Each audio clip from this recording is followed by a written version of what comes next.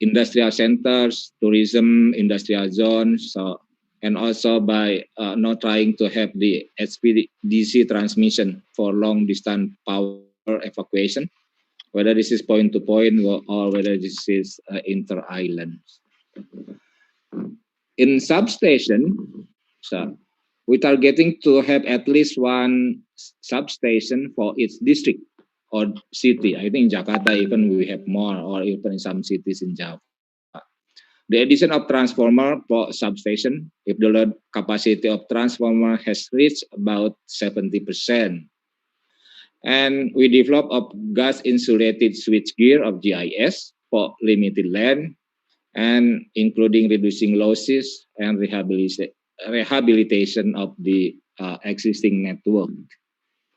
And for rural electrification, since we have put the renewable energy into the planning, so we are also trying to have the smart grid on the implementation on some islands or of the mini grid, and also expansion of the access to electricity in remote and scattered areas.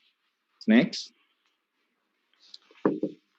I try to you to update the install capacity of our national energy power generation. So over the past 6 years, very sorry for the data, I think in the detail is still in Bahasa. The national install capacity of power plant has been increased significantly. In 2019, the total install capacity of national power plant was almost 60 gigawatt.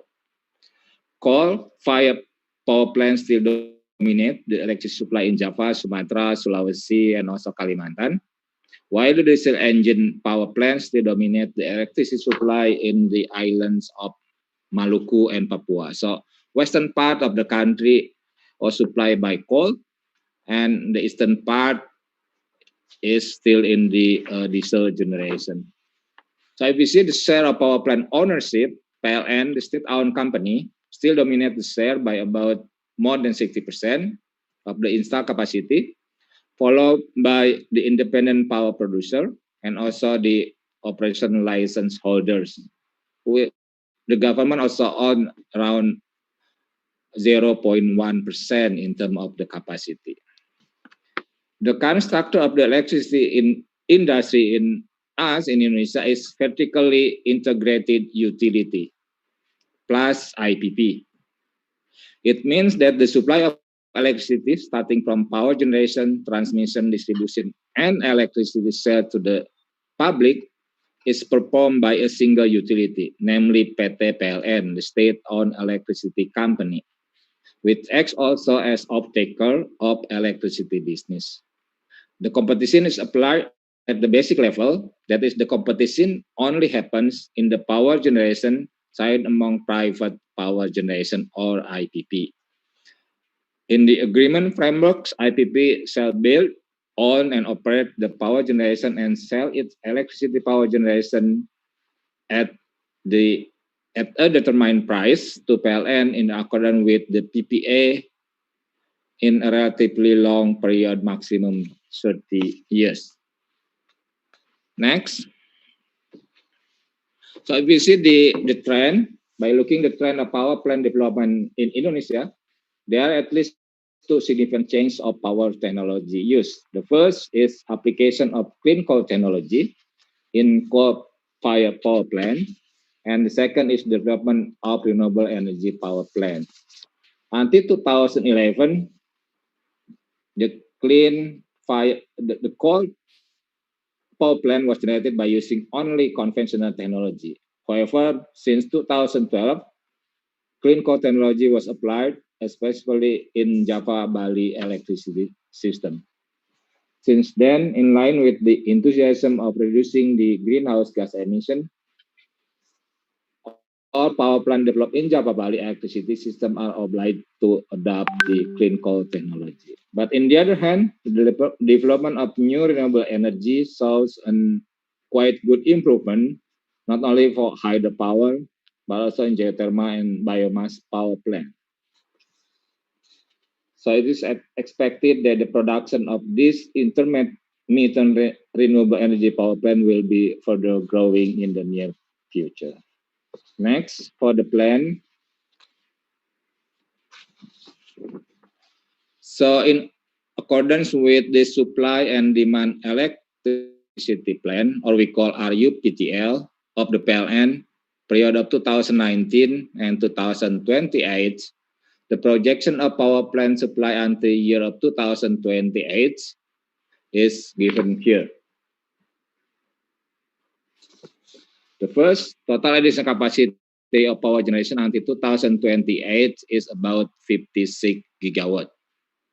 And then coal-fired power generation shall be still developed in the next 5 years from 2019, and it will then be gradually reduced.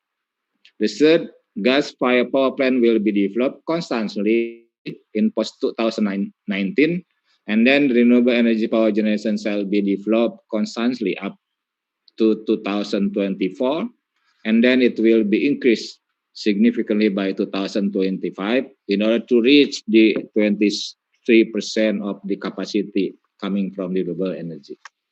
Next. I think this is our update on new renewable energy power generation development plan.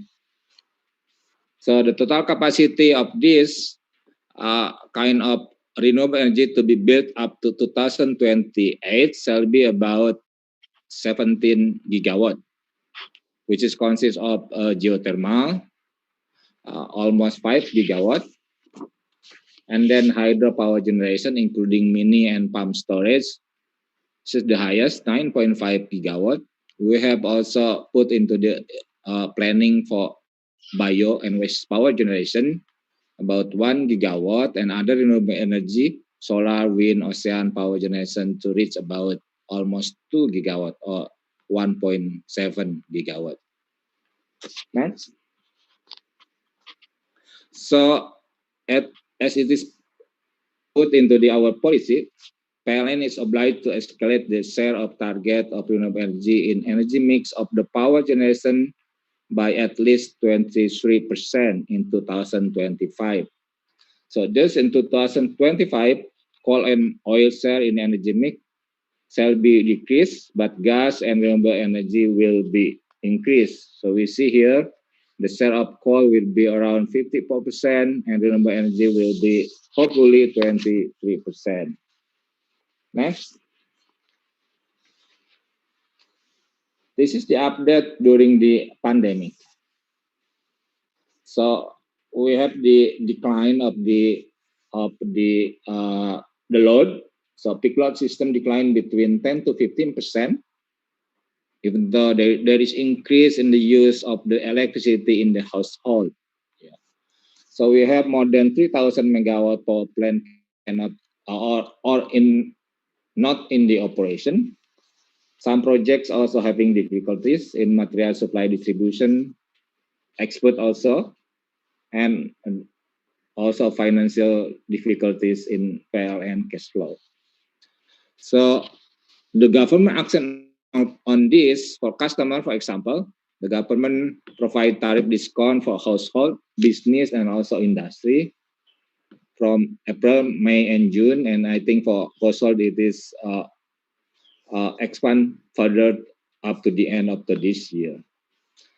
For the developer, allowing the overseas expert to enter Indonesia by following the protocols to complete the project work, issuing the government letter statement of the health emergency response, and also the parliament is trying to negotiate of IPP and EPC contractors for the extension of the commission. Next. I think this is the end of my slides on the nuclear power plant for electricity. I'm aware that it's already in the National Electricity Master Plan in 2019-2038. So it has been mentioned that the use of nuclear energy is carried out by considering the security of national supply in the large scale to reduce the carbon emission and also to put a priority on the potential of new and renewable energy. So we put the consideration on its economic value, and considering it is as the last option by paying attention into the highest safety factors. So as the effort to encourage the greater use of new and renewable energy resources for electricity supply, research and feasibility studies are one of the important factors. It has been also directed by I think by the president 2 years ago, when Pak Tumiran is still as the member of National Energy Policy Board. So the president has asked us to prepare the roadmap, to prepare the research, to prepare the program on nuclear energy power plant. Next. So this is our plan. It is mentioned at the midterm national development plan, which is I think Batam, the nuclear energy agency, is also as the PRC on some activities, how to construct the first commercial NPP. We start already the research together with Batan and also with some other stakeholders to develop NPP technology. Doing the economic activities, I think this year we have some activities with the office of Batan, and will be continue also for next year together to study the preparation of the technology of the nuclear power plant. So up to 5 years to come, I think the government is still not decided to put the first NPP on the ground. So we have some activities here on the midterm national development plan, but we don't put any decision yet whether we will construct the NPP in the country. Next.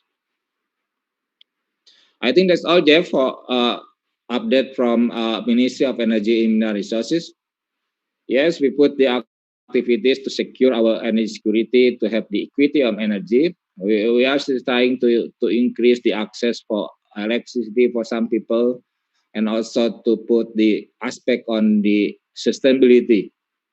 So renewable energy will gradually to be increased to achieve the 26% of renewable energy in 2025, and we are preparing the plan for the nuclear power plant, but still in the level of R&D, the level of the study, together with the other ministries, and particular with the Batan. I think that's all from our side. So thank you for your attention and have a good day. Wonderful, wonderful. Thank you so much for your very insightful presentation and overview, Dr. Dadan. It's always great to have people from the non-nuclear sectors but involved in the energy space in the particular country to give an overview, especially from the government perspective, right? Because it's a nuclear at the end of the day is a national policy decision and consideration of all other sources of energy, be it biofuel, coal, renewable energy, should all be discussed on the same plate in order that a concrete decision can be made for the good of the country's energy needs. Okay, we have time for one question. If anybody wants to ask a question, they can raise their hands, and then we'll put you live to ask a question to Dr. Dadan. It's very rare that you can have a person from ESDM to be involved in a nuclear conversation. So take this opportunity to ask a question to Dr. Dadan. Is there any question from the participants for Dr. Dadan? Okay, I see that there is one question over here which is written. So Dr. Dadan, in your personal opinion, do you see COVID-19, the impact of COVID-19 affecting the government's plan with regards to energy mix or future deployment of energy? Well, in particular, yes, because as I saw that there is reduction in load, 10 to 15%, but we don't change the project, the target, the implementation, what we do is just to ship. So a little bit problem for the project because the demand is not as high as we have been forecasted. But all the projects are still on. Wonderful, wonderful, wonderful. All right, Dr. Dadan, thank you so much for your comments and your replies. Okay, let's move on to the next speaker. His name is Dr. Tumiran. He was formerly a member of the National Energy Council. Then they call it in Indonesia from 2010, I believe, to 2019. And he's now with Gajah Mada University. Dr. Tumiran, would you like to start your presentation? Okay. Thank you, Jab. Yeah, all distinguished participants. Good evening, or good afternoon, or good morning. Thank you very much for inviting me to speak, to share our information related to the nuclear development in Indonesia. Can you see the? Yes, we can see your slides. Okay. Yeah, I try to speak related to Indonesia energy transition dynamic and the prospect of NPP. Why I chose this topic? Because even though the National Energy Council has set up the National Energy Policy 2015, but the process of implementing until now still dynamic, very, very dynamic. For example, to reach the renewable energy and the composition of energy mix. As you know, I will share a little for our colleagues that participate in this meeting that Indonesia is very complex region. We have the many islands, maybe more than 17,000 islands, and with the population of 266 or 67 million. Yeah. So consists of Sumatra, Java, and Kalimantan, Sulawesi, and the Papua. In this region also, it's many small islands with density very low, education level people of the very low. So how to electrify of the people in this region? Until now, it's very costly to distribute energy. For example, in the middle in the of this island, no transportation, no sometimes to bring the oil and gas must use the plane to distribute. How much the cost? You can estimate. We cannot say the economic scale for distribute of electricity in this region. So the baseline of our energy policy, yeah, we have the set up the national energy policy. So we have to consider that we have to change the mindset, the way of thinking, that we have the energy sources like the gas and coal.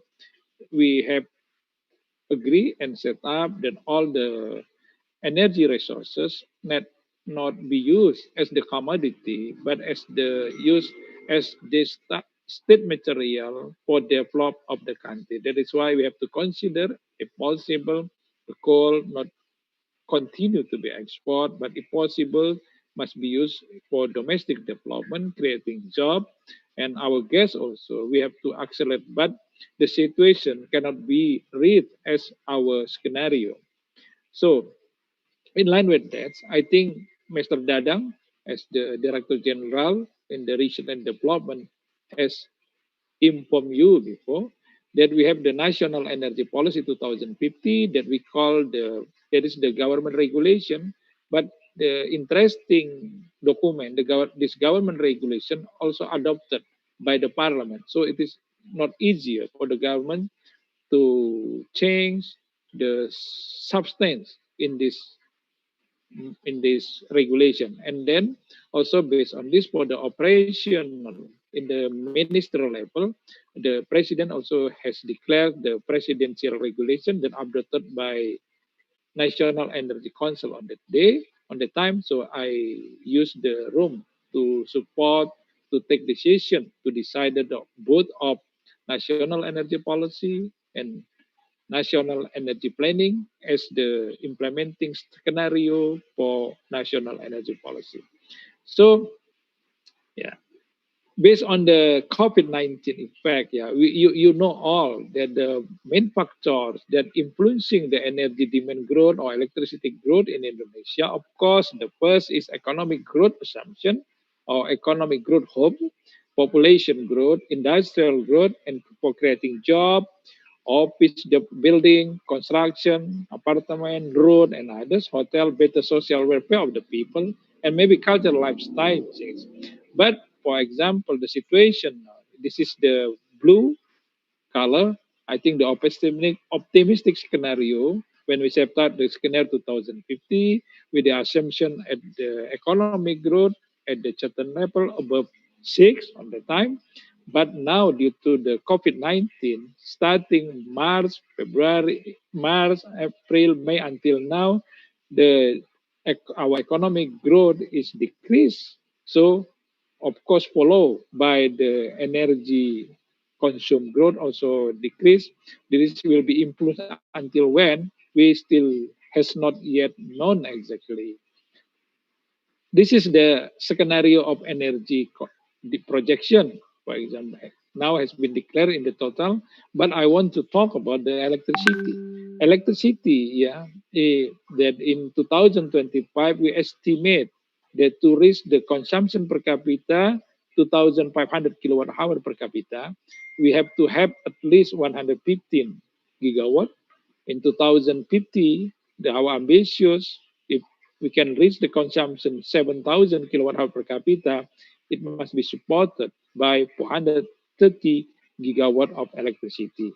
So the contribution of electricity also follow in the contribution in the energy mix scenario of the national planning.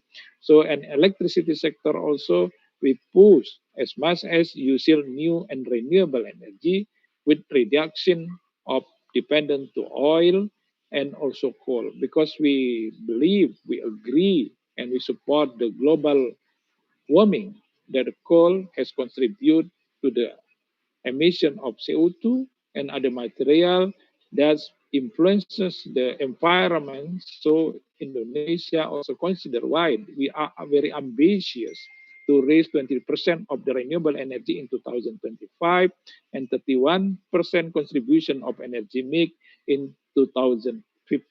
Until now, based on the document, we still committed for implementing, accelerating the possibility of renewable energy contribution in our energy mix. So how the government now is going to do the best effort for accelerating the use of renewable energy until 23%, like hydro, accelerating biofuel, waste, also geothermal, tidal, wind. But tidal, yeah, still research is going on.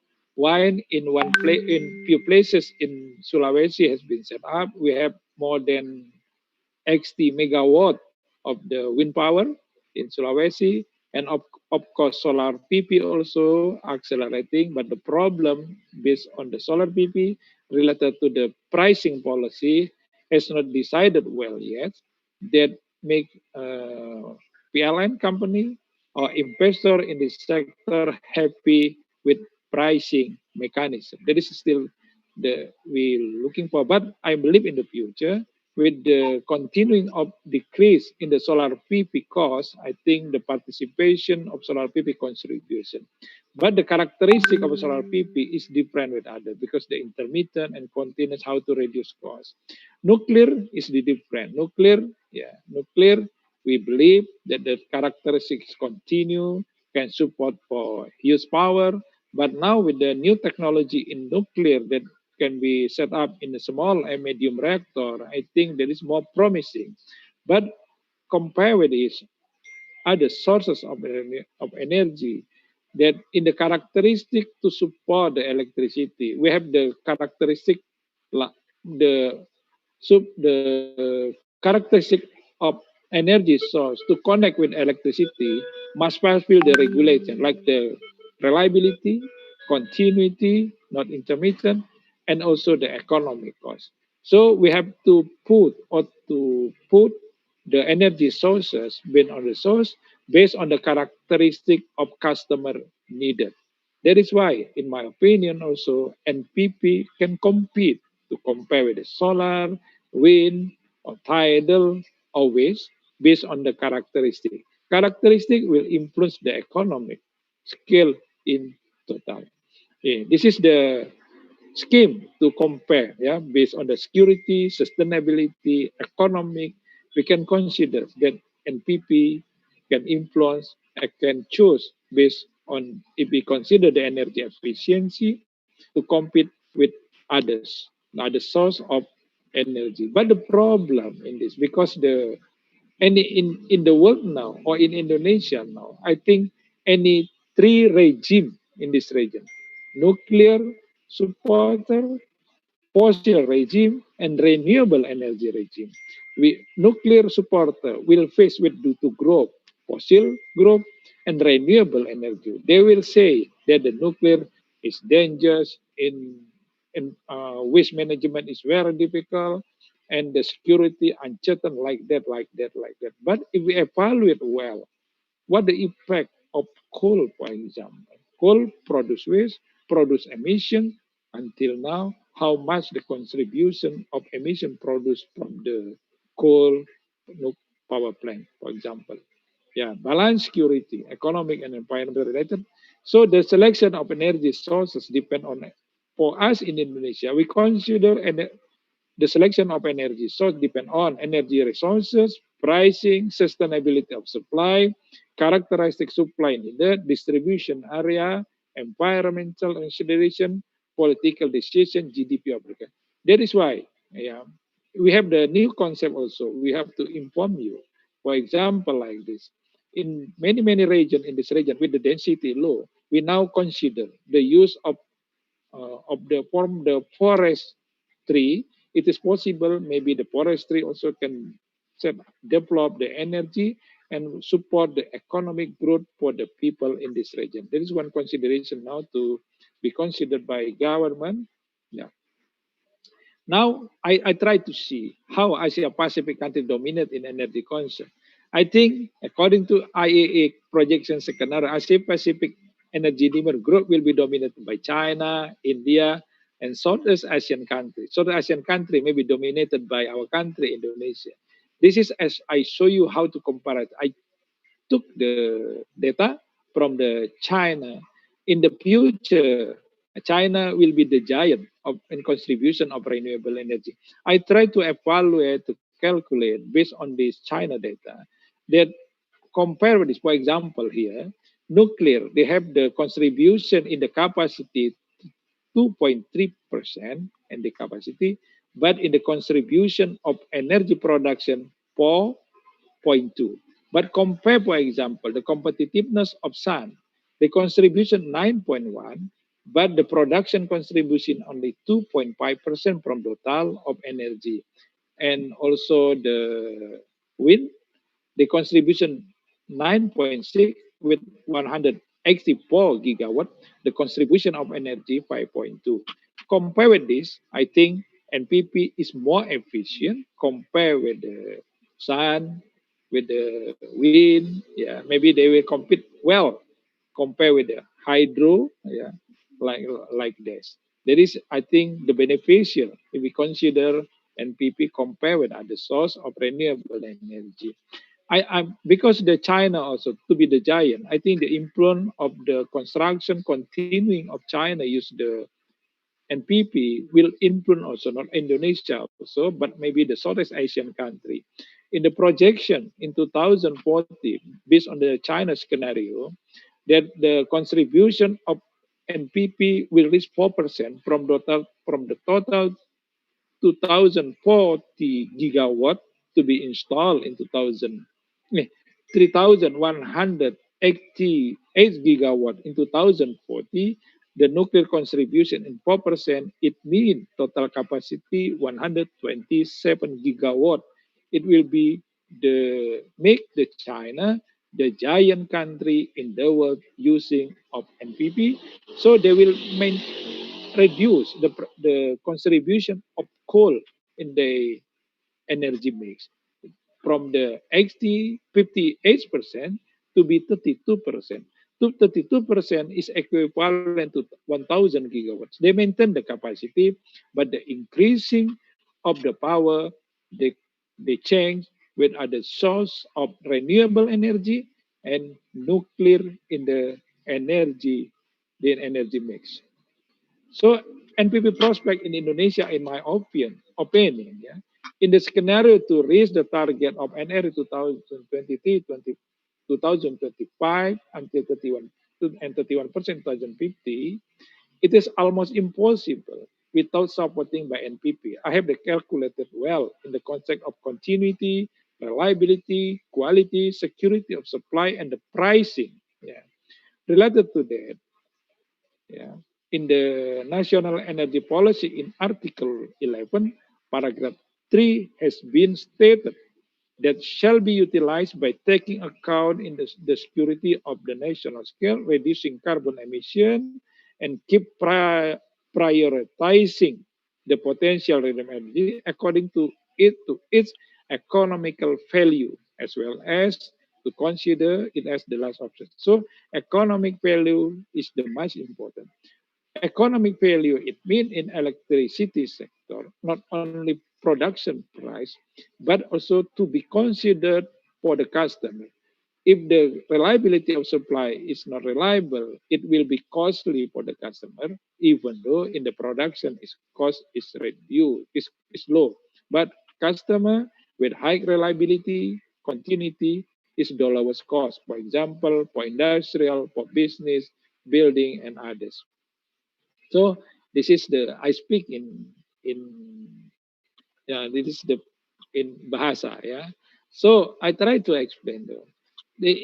Based on the energy resources like the fossil, renewable, and nuclear, these energy sources has the has the as the different characteristic between us. Fossil has specific characteristic, renewable has specifically characteristic, and nuclear also has specifically characteristic based on the sources and also the output characteristic. So all of this is must be compete to need to fulfill the demand of customer needed. How the I think NPP in the characteristic must adapt with must adapt with the fossil like coal, gas. But for geothermal, for the renewable energy, I think that has the same characteristic that can compete in the characteristic with the fossil, only geothermal, hydro.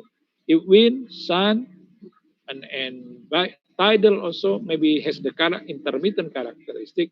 It must be cannot has the characteristic the same as the fossil, but nuclear can has the characteristic offer for the fossil. Yeah, continue reliability and less maintenance, and also the offer of the characteristic less emission or no emission. That is why the beneficial of NPP, in my opinion. How to put the NPP in the energy mix in Indonesia? Consider the security, consider the economics, continuity and environment, and for the sustainability. There is four factors that we consider how to NPP can participate in our energy mix in the future. So how the political support in Indonesia? Yeah, government has already made effort to involve public in providing input, advice, and recommendation with respect to use of NPP and technology, especially applying to build NPPs. However, it is not optimal yet and should be improved. In the discussion of the national policy design with the House of Representatives and also the Parliament, so the chair of the Parliament also, three Organization Parliament Indonesia, House Representative, National Assembly, and Regional Assembly, all the chairmen of this assembly has signed letter and delivered to our president supporting for NPP last year.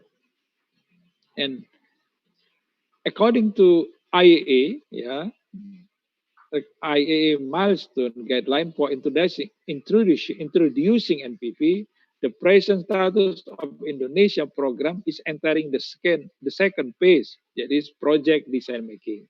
Indonesia was done feasibility study, continuation of site selection and evaluation, strengthen the public acceptance and human resource development. Also, we have the decided strong support from the government, one province from the government in the West Kalimantan. The government has sent letters also to our president to ask support or permission for developing of NPP.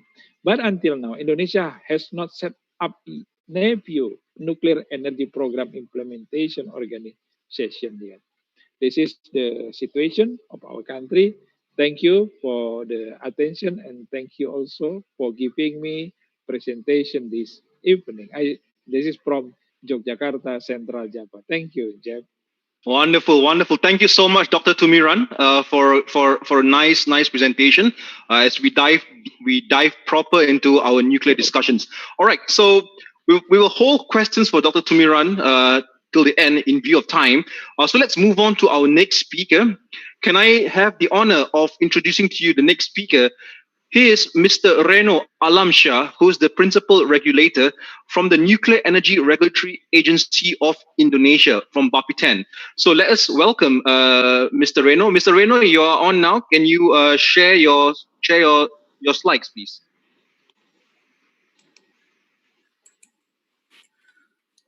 Thank you very much, Mr. Chair.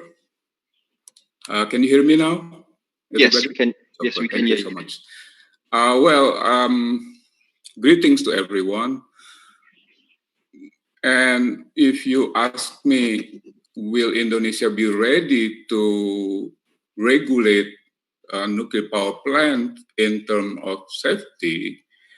My quick answer, yes, we will be ready when we need it. And this presentation is the note to my answer. So let me full screen it first. We'll describe you our preparation, and firstly, of course, what we have at this time, and then what preparation and what challenges, some challenges left then. So we have an independent regulatory body, namely Bapeten, and the chairman report directly to the president of Indonesia. And we are responsible for oversight of safety, security, and safeguard through regulation development, and licensing and inspection. We have some 400 personnel with about 270 technical staff, supported by some labs and computer codes needed to do the safety assessment. Of course, we need to improve it better on.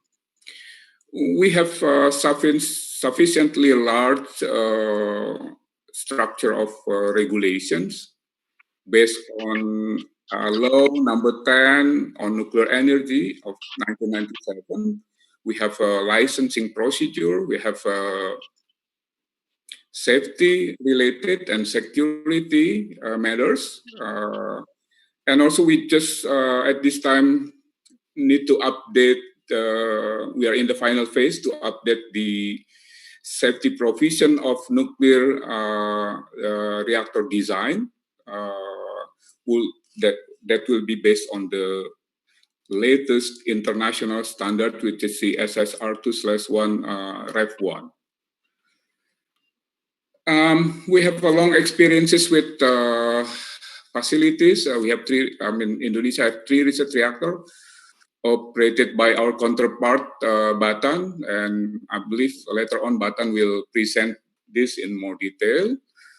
And also we have an experience in processing site permit for Batan in 2017. So this is at least our modality for licensing. And I believe our colleagues from Batan will explain you more about the proposed project in the near future. So what preparation been made? We are contracting party of the Convention on Nuclear Safety. We actively participate this review meeting since 2005, and including we are being vice president of the 6th review meeting in 2014. And also I was rapporteur, one of the rapporteur of the 7th review meeting in 2017. We received the international IAEA IRRS mission to review our regulatory infrastructure. It's already 2 times in 2015 and 2019. And there are so many appreciation, while also at the same time wide opportunity for improvement in our regulation. At least we know what to do. We actively update our regulatory our regulation in accordance to international standards. This is, of course, in accordance with the Vienna Declaration of Nuclear Safety.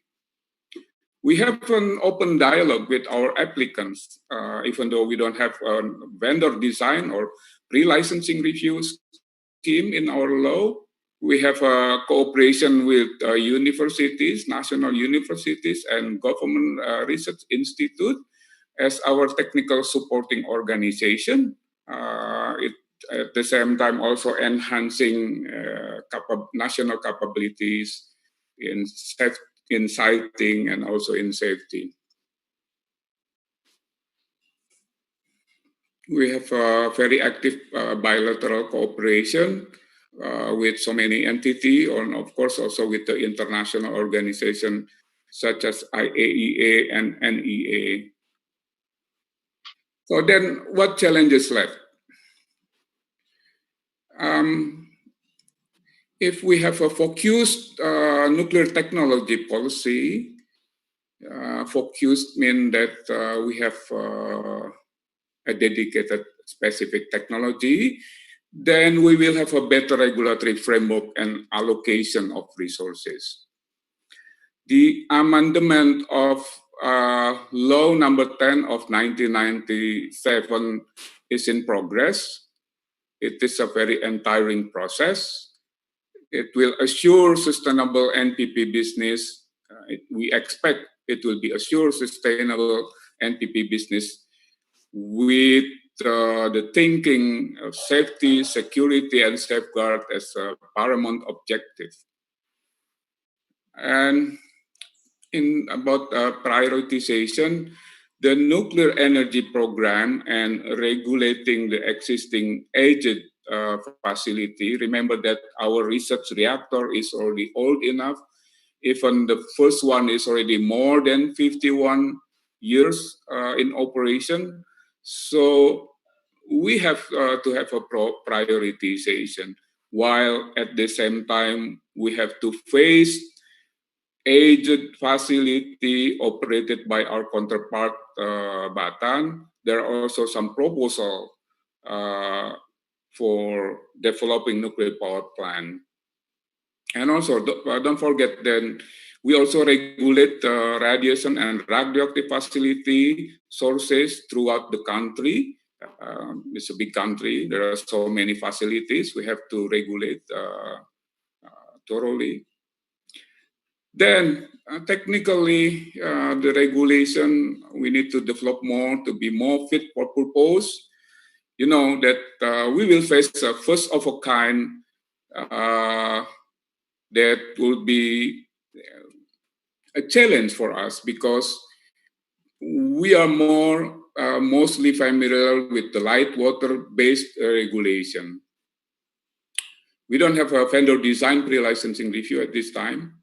And we need, if we want to go there, we need to have a better infrastructure. And there are some technical issues in design assessment.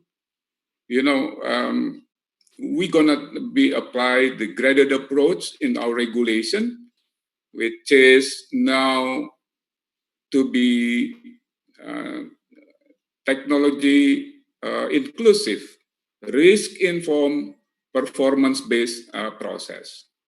We have to consider also decommissioning in the design because we have to think about the intergenerational equity in the using of nuclear technology. The supply chain management has lately got a lot of problem with the counterfeit, fraudulent, and suspected item in the many safety component of nuclear power plant. We identify this problem worldwide, not only in some country. A domestic safety-related testing facility should be developed if we gonna need it in the future. There are some issues of harmonization. There are some demand from nuclear industries and also for standardization, especially for SMR users and licensing requirements to enhance the licensing process. The regulator interpretation on harmonization should mean to only the IAEA requirement standards. And through the mechanism of the Convention of Nuclear Safety Review Meeting and also through the IAEA IRRS missions. The graded approach should be in place, even it would take more time to formulate the appropriate regulation, especially for countries tend to be more prescriptive like Indonesia.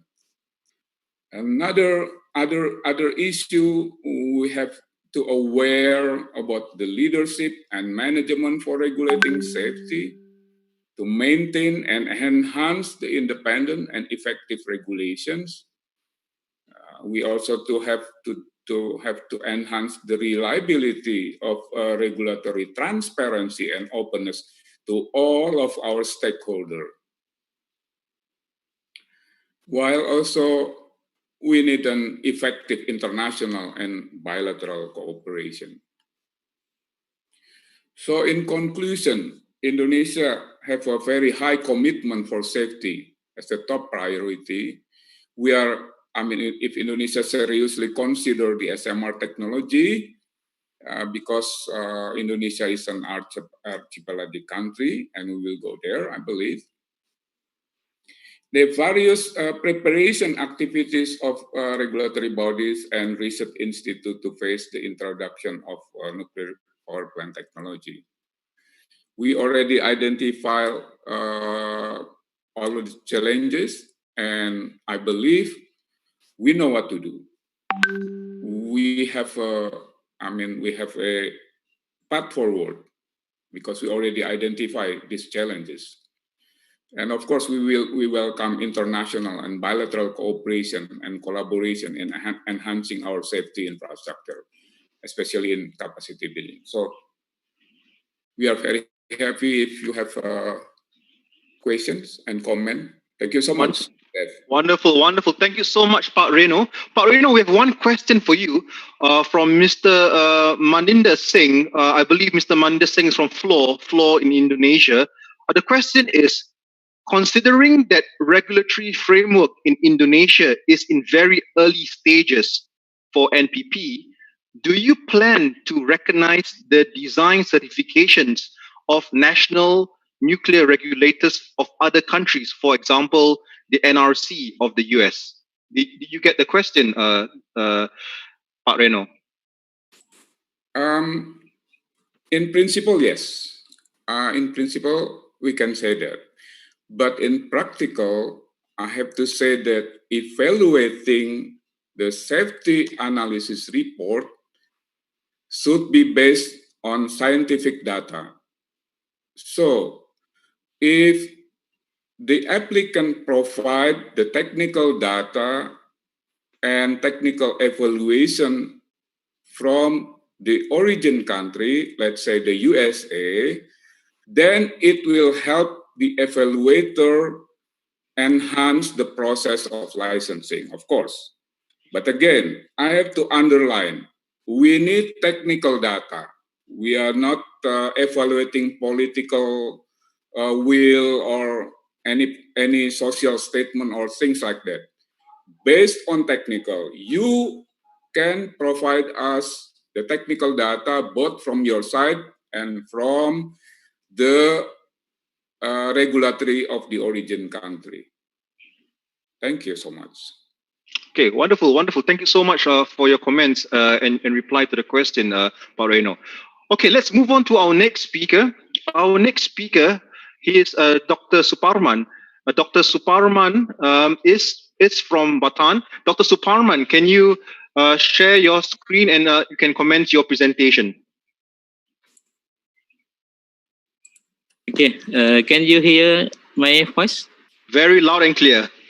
Okay, thank you. Thank you, Mr. Chairman, for the time given to me to present the current status of nuclear power plant power program in Indonesia. And thank you for inviting me for sharing this information. I hope this information will make us to clear understand of current situation of nuclear power program in Indonesia. Let me start my presentation with this slide. This slide explains that in Indonesia we have two kind of nuclear power plant based on our regulation, this nuclear law, that we have non-commercial and commercial nuclear power plant. The commercial is meant for business purposes, and non-commercial have meaning for experimental only. So for the non-commercial, in the policy level, this Ministry of Research and Technology and the implementing organization is Bataan. Bataan can work together with other institutions to implement this non-commercial nuclear power. And for commercial nuclear power, the policy level in the Ministry of Energy and Mineral Resources and the implementing organization is can be state-owned company, private company, or government cooperation. This based on our regulation. So this history of our non-commercial nuclear power program in Indonesia. We have experimental power reactor project or RGE project. This project started in 2014 with the set evaluation for experimental power reactor in Serpong area, and we got a site license from Bapeten in 2017. Meanwhile, in 2015, we developed conceptual design by consortium consultant. This Renuco is mean the Rekayasa, Nukem, and Kogas. This Nukem is one company under Rosatom. And then after this, we continue with the basic design by Bataan itself. In 2017 and 2018, and actually we want to continue until the detailed design, but unfortunately this program was suspended by government in 2019. So this one of our project, but was suspended in 2019, and then in the and in the end of 2019, we have a proposal, this national research priority on NPP, and Bataan was appointed to be a coordinator in this national research priority on NPP. So we start national research priority on NPP in this year, 2020.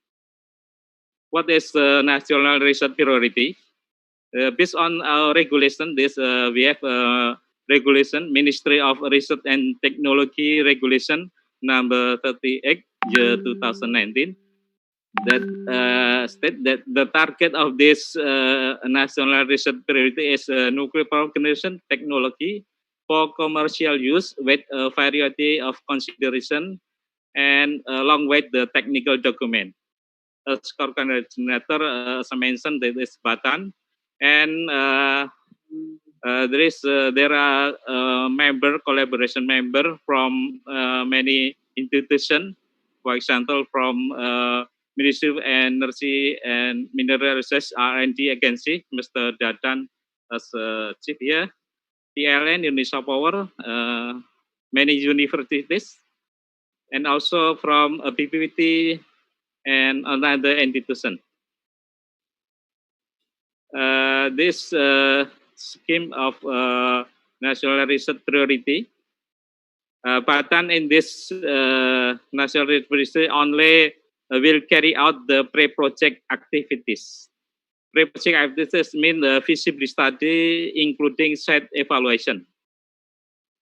This project expected to be finished in 2021. So in the beginning, we pessimistic that we will have funding from government because we have pandemic COVID-19. So some fund to be shifted to another program. But today, fortunately, we have green light from government, and we start to conduct the study with a very limited budget. So the Batan and the collaboration team will carry out the feasibility study until 2021. After this, based on our policy, that we still waiting for President Stephen for go nuclear and NEPIO development, and also should be stated in the business plan of PTPLN or RUPTL. This one of condition we can build nuclear plant if we have a statement from the government to go nuclear and NEPIO development. Some this subject to be discussed. Is it needed to develop NEPIO? Because some country they have no NEPIO, but the NEPIO is a recommendation from IAEA, so we should follow this recommendation. After this, we don't know, because if we have NEPIO, NEPIO will appoint owner or operator to build and to operate the nuclear power plant. So we still waiting after a feasibility study is finished, because we hope that the feasibility study is consideration for government to make decision. And this feasibility study in this year, some institution involved in these activities, for example, from the Ministry of Energy and Mineral Research, Research and Development Agency, they have tasked to carry out the energy electricity analysis, economic and financing from the University Gajah Mada. They have tasked to conduct business process, economic impact analysis, and management aspect, and PPT for the national partition for non-nuclear island. And Batan Esrep will carry out the technology assessment, national participation for nuclear island. So this non-site study, and in the below there is a budget for these activities. This quite a very limited budget. And for the site study, we cooperate with ITP. ITP is Bandung Technology Institute for seismic tectonic. Also, we cooperate with UNTAN. UNTAN is one of university in West Kalimantan for demography, topography, and environment. And Batan will carry out the geology, volcanology, hydrology, or tsunami. If you ask me what kind of technology we will study in this feasibility, in this study, in the feasibility study, we will study both of LUX and SMR. It means that we study LUX for outside of Kalimantan Barat, not in maybe in Java. And for SMR is focusing on the Kalimantan or West Kalimantan. And what type of technology we will study? We have direction from Bappenas that we should study the like water reactor, this nuclear power plant based on a water reactor, like water reactor. So we didn't study another other type of nuclear power plant. So only we focus only like water reactor for SMR and also for large scale of nuclear power plant. And for the commercial power plant, we have history here, a long history, because as mentioned Pak Dadan and also Pak Tumiran, that we have completed the feasibility study on Bangka Island. This study finished in 2013. And after this, the Ministry of Energy and Mineral Resources developed white book paper for 1,000 megawatt NPP development, but still until now is still in drafting. And then in 2018, Ministry Energy and Mineral Resources and stakeholders develop a roadmap, and then we don't know this finished or not, but this is still in drafting. In last year, in 2019, as mentioned by Pak Tumiran, that the Commission 7 of House Representative, this DPR, asked to Ministry of Energy to assess opportunity of NPP to be included in the National Electricity General Plan, and to compare them with the externality cost of a fossil power plant. And the House of Representatives, Commission 7, agreed with the Ministry of Energy to carry out the focus group discussion on NPP will be organized by PTPLN. But until now, the PTPLN still study and analysis the externality cost both for coal power plant and also for nuclear power plant. And the Batan was involved in this study. So maybe after this finish the externality cost study, maybe PTPLN will organize the FGD on this. So this is the last slide that I want to repeat Mr. Pak Dadan explanation, that in the 5 years development plan that stated in the RPJMN 2020 until 2024, that until the end of 2024, the task of Ministry of Energy still develop a roadmap of nuclear power plant. It means that we have, as I mentioned before, we have developed the roadmap in 2018, and then will be repeated again in 2024.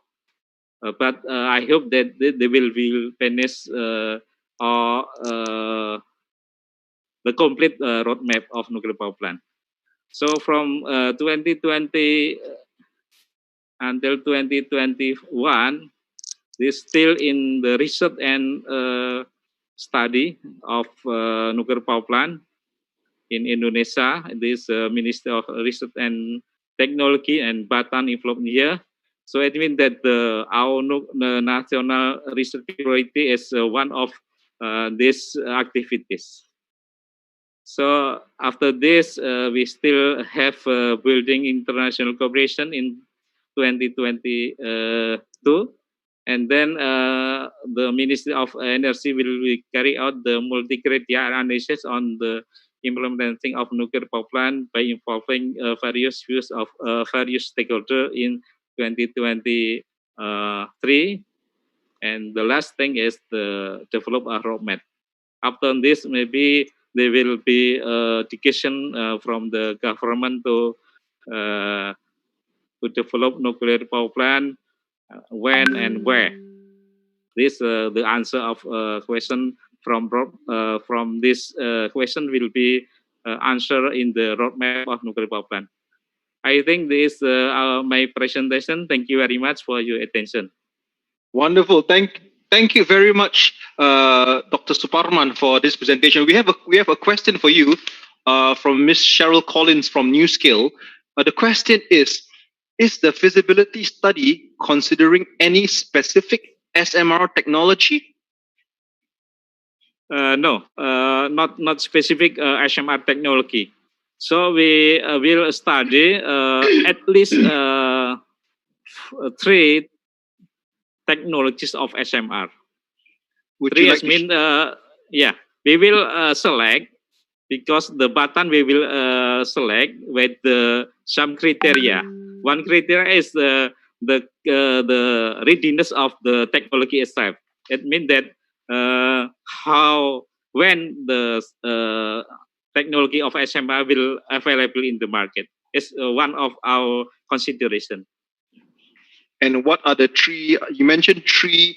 You're considering 3 types of SMR technologies. Have you identified the 3? Not yet. So 3 is mean from 3 vendor. This at least and become also, maybe if we found another technology, maybe 4 or 5 technology. Okay. Another question for you, Dr. Suparman, from Mr. Mike Waite from Westinghouse. His question is: we discussed large nuclear power plants and SMRs. Is there an opportunity for micro reactors on the remote islands, potentially for desalination also? Micro is mean the under 10 megawatt. That's right. Yeah. Micro reactors, very small reactors, smaller than SMRs. Until now, we didn't have planned to study the micro of nuclear power plant, but there is a potential or an opportunity in the small island, remote island in Indonesia. As you know that we have many island in Indonesia. This now they supply with the diesel, and we want to change this station. We want to replace this diesel generation with another power plant. It means that the micro reactor is have opportunity and potential to implement in the Indonesia. Okay, wonderful. All right, let's thank Dr. Suparman for this great presentation. Let's move on to our next speaker. Let me introduce. It's good to have some diversity. We have a very vibrant female speaker now. Her name is Bu Jenny Rina Sunario from Bataan. Bu Jenny, welcome, and please, you can start your presentation. Yeah, thank you, Zaf. Can you read my presentation? PowerPoint. Okay. Yes, my name is Geni, and I am from the Technology and Safety Nuclear Reactor Bataan. And then thank you for invitation to invite me to have a speak in this very prestigious discussion.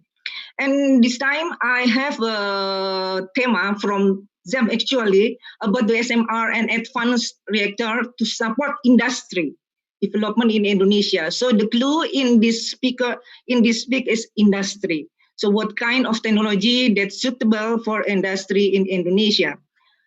We know that the Pak Tumiran and also Pak Suparman already and mentioned or described about how it has a very long fighting for having NPP in Indonesia, 55 years age, I think, for NPP program in Indonesia, and has not yet realized.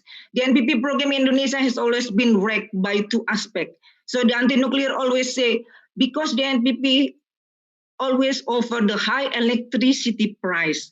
And the second one, Pak Tumiran also already mentioned about the fears that can be initiated by the NPP itself. So I have I want to describe about my opinion about the electricity prices. The electricity price from NPP always announced too expensive, but I think that this is not fair because they don't consider the effect of pollution that impacted by the coal power, especially to human health. And then also they say about the NPP always known, the NPP always known as only cause disaster and expensive. I think that this is also has to be explained to the public that because we thought the slightest explanation that the air pollution disaster caused by coal, gas, and petroleum that are facing in Indonesia now is increasing, suffocating. So I think that Dr. Dandang also has been mentioned that almost 61% of the electrical power in Indonesia are dominated by coal base. So you can imagine how many gas emissions are produced every year. So it's around 167 million tons per year. And this is a very fantastic number, I think. And then so every megawatt of coal will produce around 6,000 tons of carbon release. And then the other one also, we have to be aware also, we have to realize that the coal-fired power plant also can initiate 20,000 premature deaths per year. So this is not announced. This is not included into the high electricity price. I think this is the not fair one. So it makes the NPP always be in the loser side if compared with the coal power plant. And also, I think Indonesia already have a commitment in the COP21. So Indonesia has a commitment in 2030. The target of carbon emission reduction will be around 30%. Can we commit with that? So it has to be convinced. And it can be imagined that the increasing number of people affected by disease, also lung cancer, especially stroke and other side, especially in this pandemic, COVID-19. So we have to have a very healthy lung, I think. So can you imagine the effect of the coal power plant for this one? And then talking about the COP21,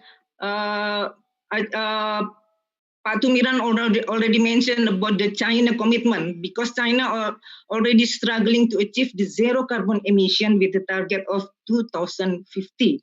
That's why they are very active on building the NPP right now to change the coal power plant on their country. And we know that maybe Dr. Dandang also not yet mentioned, but I have browsed. I have studied that in case of Indonesia, because Indonesia has digging all of the digging the coal and then export it to the other country, especially export the Indonesian coal to China. And then according to the data, in the next 18 years, Indonesia will be predicted depleted coal. So if we do not implement the strategy of using the other sources for electrical production, we may face the energy pandemic in the near 80 years. And then talking about the emission also, etc. And then if we include the human health into the electrical price calculation, it can be concluded that the price of electricity per kilowatt hour, which is coming from the NPP, will be cheaper than others. And how about the environmental impact? Since Indonesia is very active on selling the raw material of coal into the China and another country also. They do not care so much about the impact costs of the digging of that mining. And then, for instance, I can have explanation in here, such as in Jambi in 2010 up to 2013. It will give the ecological disaster, which is cost 5 times compared with the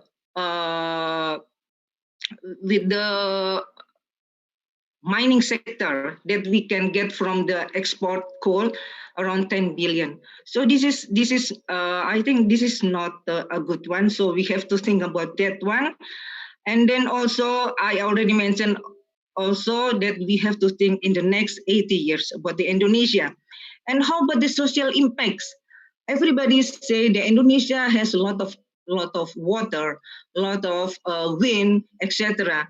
And if we talk about the hydropower, we are having a very good lesson learned from the Waduk Kedung Ombo.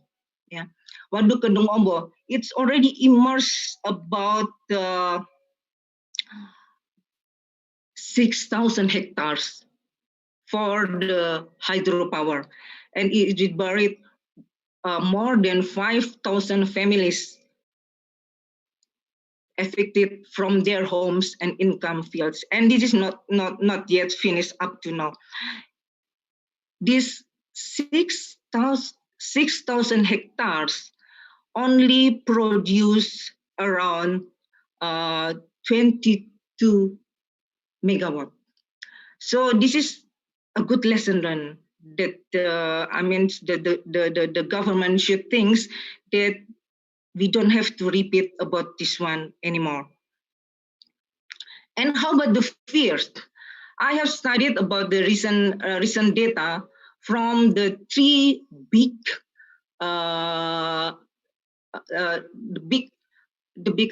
this is not disaster, the big experience from the Three Mile Island, Chernobyl, Fukushima. This is very real experiments. It looks like the proven or looks like validating data for the up to now design of the PWR and BWR. And from those study, it has been announced that Chernobyl initially reached 4,000 victims, but after 34 years, it has been revised that only 200 people are affected by the Chernobyl accident. And Three Mile Island, there is none. And also the Fukushima, almost no victims that impacted by the radiation which is coming from the Fukushima itself. And it can be concluded that in the death toll from nuclear for 60 years is only 200 people, not more than that one, 60 years. And then from the Hiroshima and Nagasaki atomic bomb, it has been reported also that the impact of the radiation only increased 10% effect, especially for the lung, for the throat cancer. But based on the recent technology of medical, it can be cured soon. So it can be not fear anymore for the NPP itself. And if we compare for the other accidents, such as Bangkeo in 75, it collapsed or killed around 230,000 people. So compare with the NPP in 60 years, only 200 people. So this is amazing numbers, I think. And then the other accident also, work accidents is big number, and also air pollution. So the conclusion is those three experience from the LWR, the big size of culturally, especially there is almost no radiation impact. And this is really the shocking truth and very surprising things. Radiation cannot be included as a trigger causing death. So we have to be active to promote this one data. This is the real data which is coming from Japan and other country up to now. And how about the PLT, wind or ocean, etc.? Everything no. They are only small energy sources. It will not be able to meet the super gigantic national energy needs for industry Indonesia. They only contribute very small amount. If Indonesia want to be the industry one, we need some big power in the very short period. And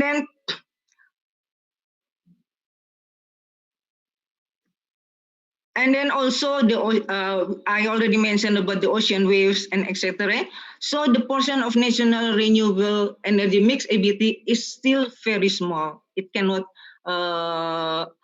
cover what the Dr. Dandang explained about the roadmap, etc.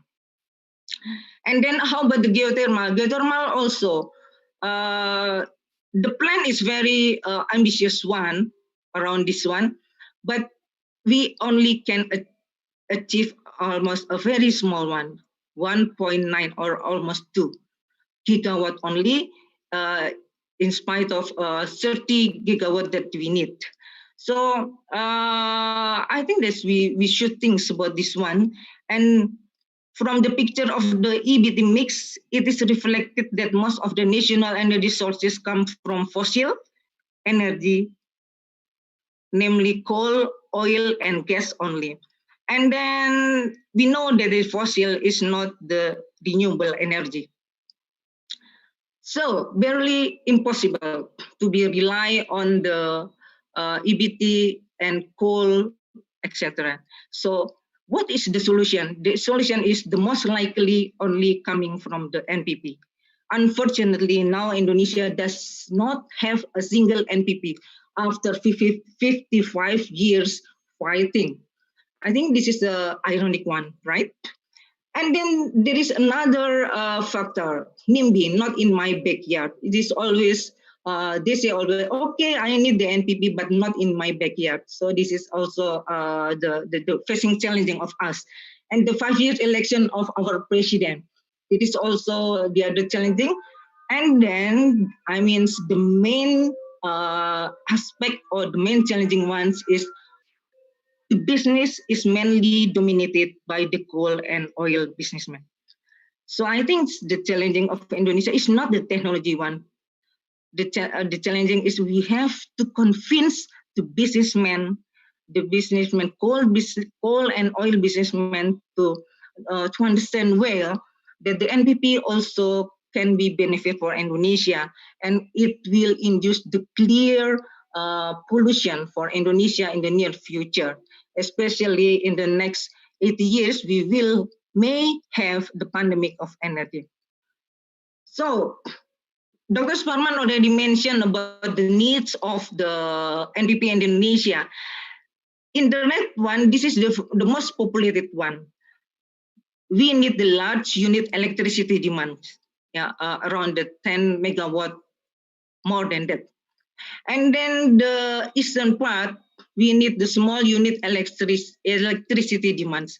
That one of the colleagues coming from the USA also asked, is there any possibility of implementing the micro? I have to say yes, because in the eastern part, we implement or we use the diesel electricity. As you know, the diesel is very expensive. It can cost around the 60 cents per kilowatt hour. So the small or micro such as the RDE 10 megawatt thermal also is very probable one. So the criteria is Indonesia may have the large unit and small SMR and small SMR. And then according to the IEA, the most probable commercially SMR is HTGR, high temperature gas cooled reactor. This is the most probable one. compared with the light water reactor. It has proven flexibility utilization. So besides of electricity, also the gas application, and then also the technology itself will be explored, etc. So Indonesia, Pak Suparman already mentioned about the RDE 10 megawatt that Batam already designed. This is the probable one to be implemented in Indonesia. I think the conclusion is the NPP is the only one solution for driving the energy supply for industrial development in Indonesia. And the main facing challenges in Indonesia are the non-technical one and the political aspect.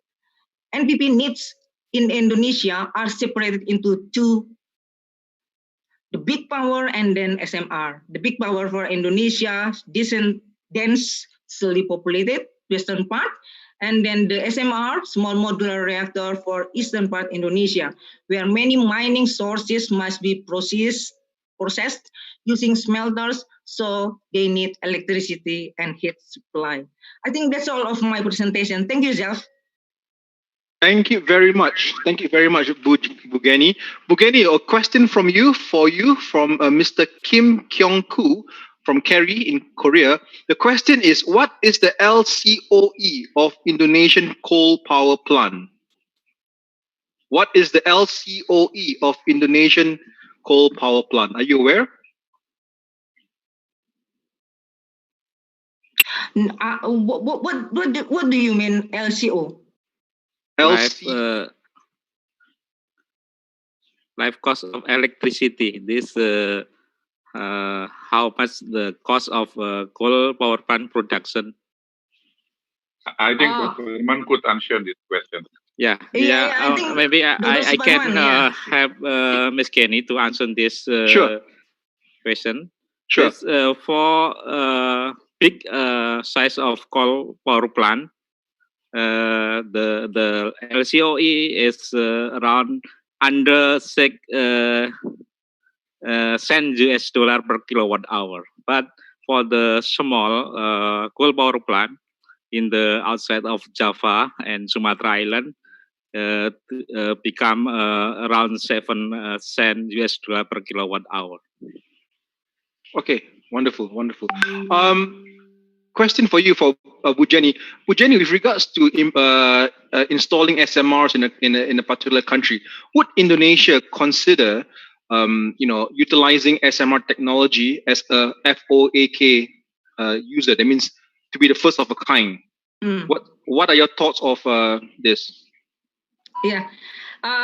First, I want to talk about I already mentioned about what the IAEA book about the SMR. So there is no proven SMR technology up to now, but the nearly probable one that can be implemented is they say that it's HTGR, high temperature gas cooled reactor, because of the HTRPM. So we are waiting the HTRPM to be operated maybe in the end of this year. We don't know because of the pandemic of the corona itself, but we hope they will commission the HTRPM soon. So the most probable one, I think, based on the technology, is HTGR. But we don't know if the government already states that for the Kalimantan, maybe it should be a light water reactor. But compared with the HTGR, so the light water reactor will be left behind. I mean, maybe Pak Reno can add up some explanation, because it should be based on the proven technology. Okay. Pak Reno, just very quickly, in your opinion, regulations for a large nuclear power plant and regulations for small modular reactor, sama-sama, same or different or easier for small modular reactors? What are your quick thoughts?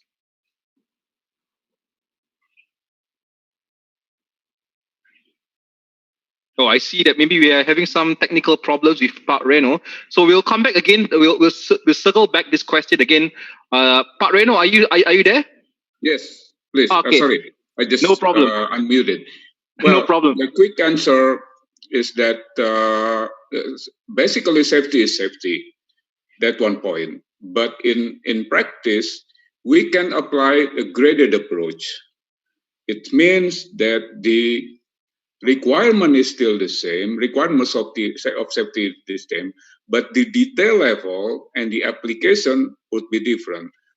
There will be a higher assessment, safety assessment for bigger reactor compared to the small one.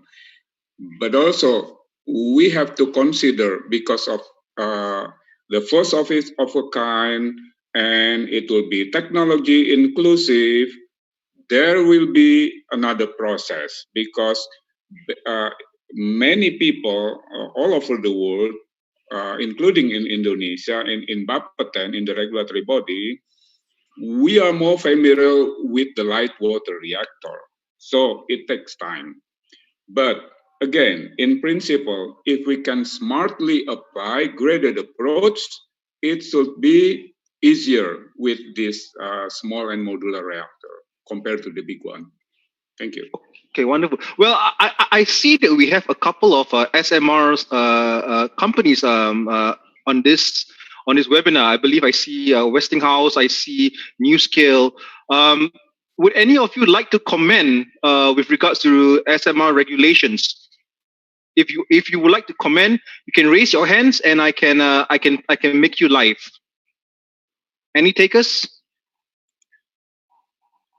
Okay, I see that we are still warming up. Maybe later on at the end of it, we can have a more interactive discussions on this topic. All right, wonderful. Thank you, Bu Jenny. Thank you very much for a very good presentation. Let's move on to our next speaker. Now, our next speaker is a good friend of mine. I've known him for many years. I like to say that he's the Richard Gere of Indonesia. His name is Dr. Arnold Sutrisnanto. Dr. Arnold, would you like to start your presentation, please? I will help you with your presentation. Thank you very much, Seth. Okay, I would like to share with you, ladies and gentlemen, good morning, good afternoon, good evening, all participants around the world. So after you hear some presentation from the government side, I think I'm here as a member of Scientific Council, Indonesia Electricity Society. We'll share with you about the idea come from the private sector, I think. So my first slide, yeah, please. Okay, when we talk about the energy, I think we have right now the same basic idea that that is energy sustainability. So to become the independent and sovereign country, we have to prepare the sustainable energy policy. That sustainable energy policy is there are three pillars, important pillars. That the first is the supply energy, supply security, and then the second is the economic profitability, and then the third is the environmental compatibility. And these three pillars should be realized based on the technology development. Okay, next up.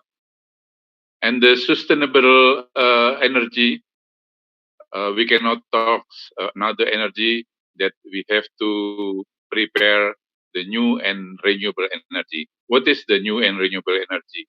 The new and renewable energy that already exists in Indonesia is you can see here nuclear, geothermal, biofuels, that is biomass, biowaste, mini hydro, sea currents, wind and solar energy. But this kind of energy have the different characteristics. Nuclear, in terms of the yearly capacity factors, have the higher capacity factors, and then geothermal,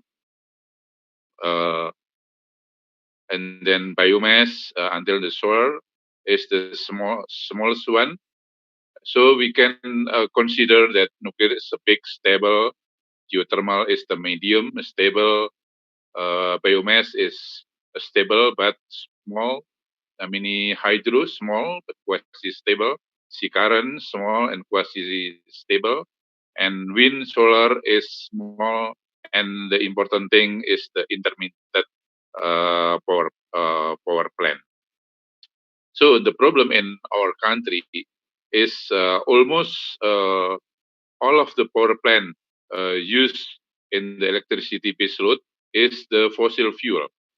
The first big base load is come from the coal power plant. That is the important thing. That so when we talk about the new and renewable energy, only nuclear and geothermal could become the electricity base load power plant. Okay, next. So Indonesia would like to develop the nuclear energy, and I think it is possible because of the Paris Agreement about in the climate change is already ratified by the national law number 16, year 2016, and then followed by the national policy energy that we have the target for the new and renewable energy as a sustainable energy. It is 20% in 2025 and 30% in 2050. And in this national policy energy, nuclear already mentioned, but nuclear is still in the last option. It is possible that nuclear to be developed in Indonesia, but there's some activities or studies to be prepared to be the multi criteria like the urgent interest, large scale supply guarantee, energy supply balance, carbon emission reduction, safety factors, and economic of scale. Okay, next. Yeah. So, what is the status of the 23% in 2025 in the new and renewable energy? We have to underline that 23% in 2025 in terms of primary energy, not in terms of the electricity. If we calculate from the primary energy to be the electricity, so in 2025, we will have the percentage increase to be 33%. And what is the status right now? We are in 2020 and we have the data in 2019 that the electricity per capita is too small. Indonesia is 1,100 kilowatt hour per capita. It is less than Vietnam. Vietnam already 1,300. What 1,300? So Indonesia, in terms of the electricity per capita, still become the developing countries, I think. And then what is new and renewable energy in year 2019? Data from the state electricity company, PLN, that now actually only 10.8 megawatt electric come from new and renewable energy. And you can see in the graphic that in 2019 and the new and renewable energy should be about 16 megawatt electricity. So I think we cannot have the real target about the utilization of new and renewable energy in the electricity sectors. Okay, next. Yeah. So I think we have to prepare the development of the nuclear energy to accomplish the utilization new and renewable energy to become the main electricity uh, in the future. I mean that the electricity as a base load, it is important. It's only nuclear and geothermal. So if there is no fossil fuel used to the power plant, I think nuclear to be prepared from right now. So I think Batan's already have the work to prepare some site in Indonesia, and you can see here that we have 7 NPP site potential from Java. There is 2 sites, Muria and Banten, Bangka, Batam in Sumatra, and West Borneo and East Borneo in Kalimantan Island, and then one in west of Nusa Tenggara, East Nusa Tenggara. And this 7 NPP site potential, only 2 sites already finished the feasibility study, is the Muria site and Bangka site. And then one site under preparation for the pre-feasibility study. It is in West Borneo. Okay, next.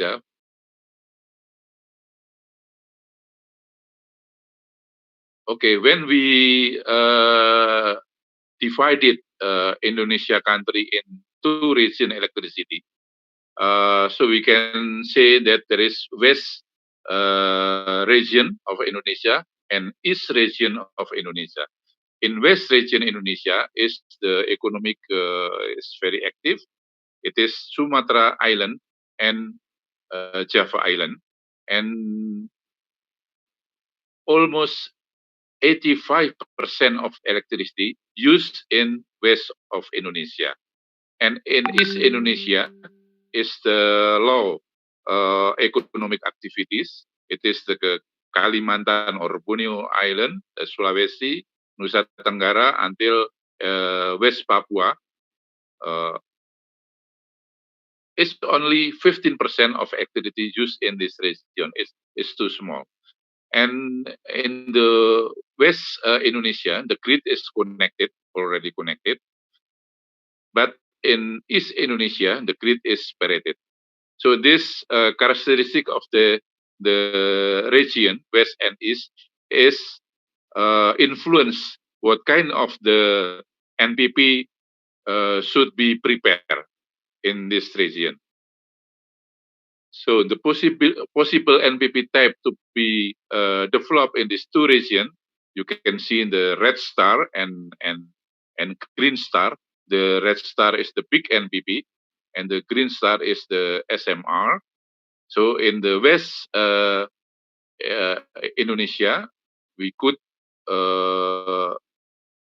build the big NPP as well as the SMR. But in the east of Indonesia, it's only SMR, or like the participant already in question, that the micro NPP is very good to be developed in east of Indonesia. Okay, next.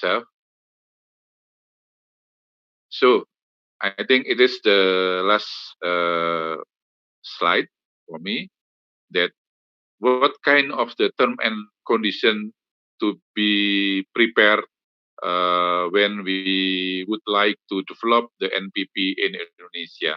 So NPP is the possible technology to be developed in Indonesia in terms of technology, in terms of economy, in terms of environment.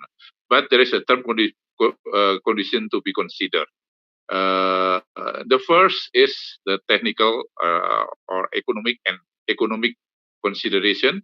Is the longer EPC projects is to be reduced, higher capital investment to be reduced, lower IRR, finding the cheapest financing source by creating a consortium, high capacity factors by operated as baseload capacity, and then we have to be prepared good partner or good cooperation and strong commitment is a good proven reliability technology, good economy and financial sources, and then we have to be supported by both government, and we have to mitigate for all risks. What is the all risk that I mean here?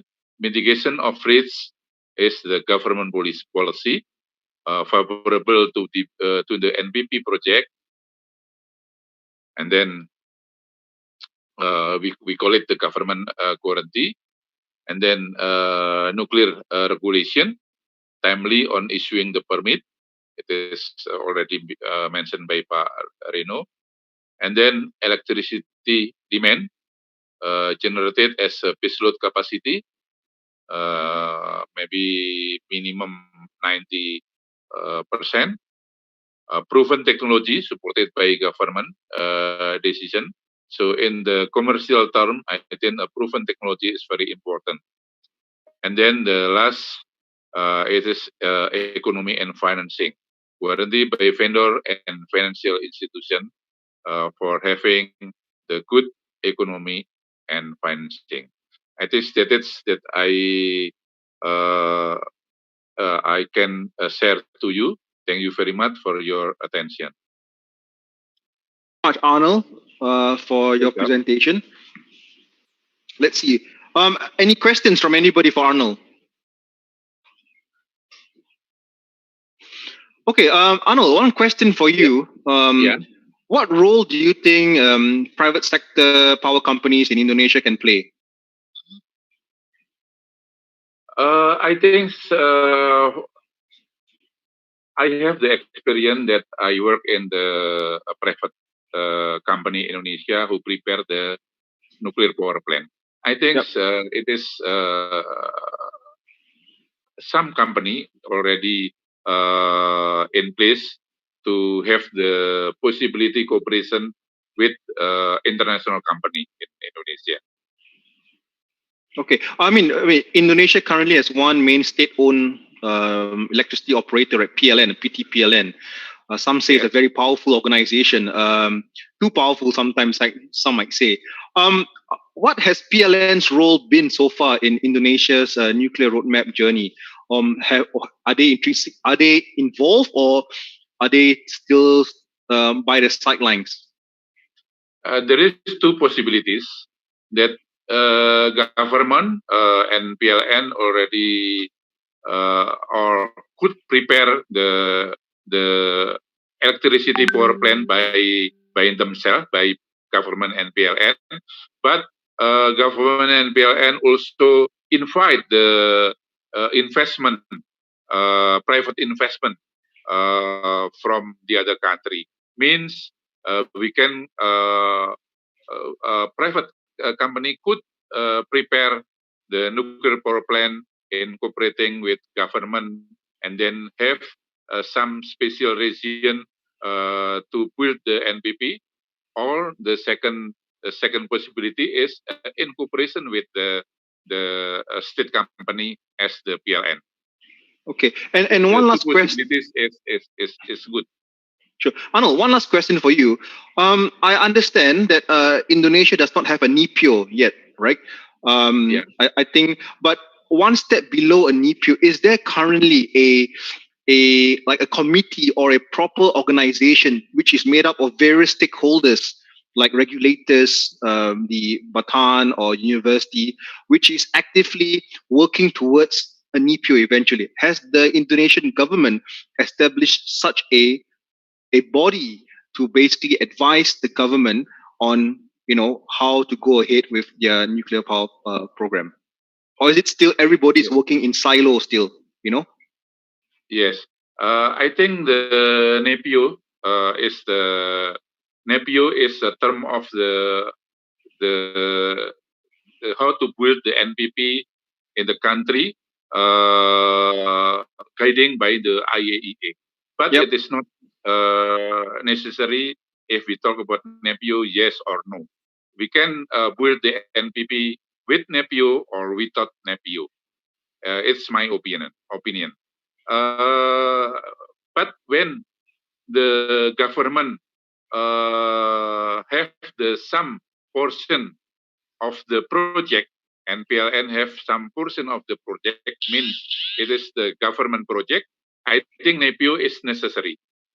But we can consider that NPP is the electricity power plant business as usual. I think the important things in the NEPIO, it is the safety.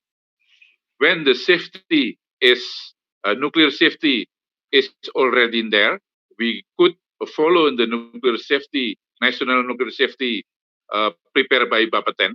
And then I think NEPIO is not necessary. But when government want to decide the type of the technology, for example, will prepare by the PLN, I think NEPIO is necessary in this project. That's my opinion. Okay, wonderful. All right, Arnold, we'll come back to you later on after our next speaker, Mr. Yarianto. Mr. Yarianto is the head Center for Nuclear Mineral Technology from National Nuclear Energy Agency, Bataan. Mr. Yarianto, welcome, and you can commence with your presentation, please. Okay, thank you, Zaf. Okay, thank you very much, Zaf, for the opportunity for us to be here to join with all of you. And I will deliver about the siting. This West Kalimantan as a candidate site of NPP siting in Indonesia as your recommendation, the theme. Sorry, Mr. Yarianto, can you change your presentation to presentation mode? You can click on the icon yes. below. Okay. Yeah. Yes, like this? Yes, okay. Wonderful. Okay, please proceed. Okay. So, I work for Center for Nuclear Mineral Technology.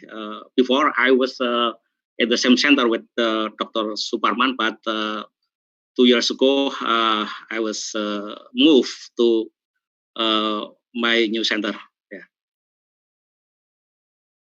Okay, introduction. So, I think the Kalimantan Barat or West Kalimantan, we have the problem with the electricity supply.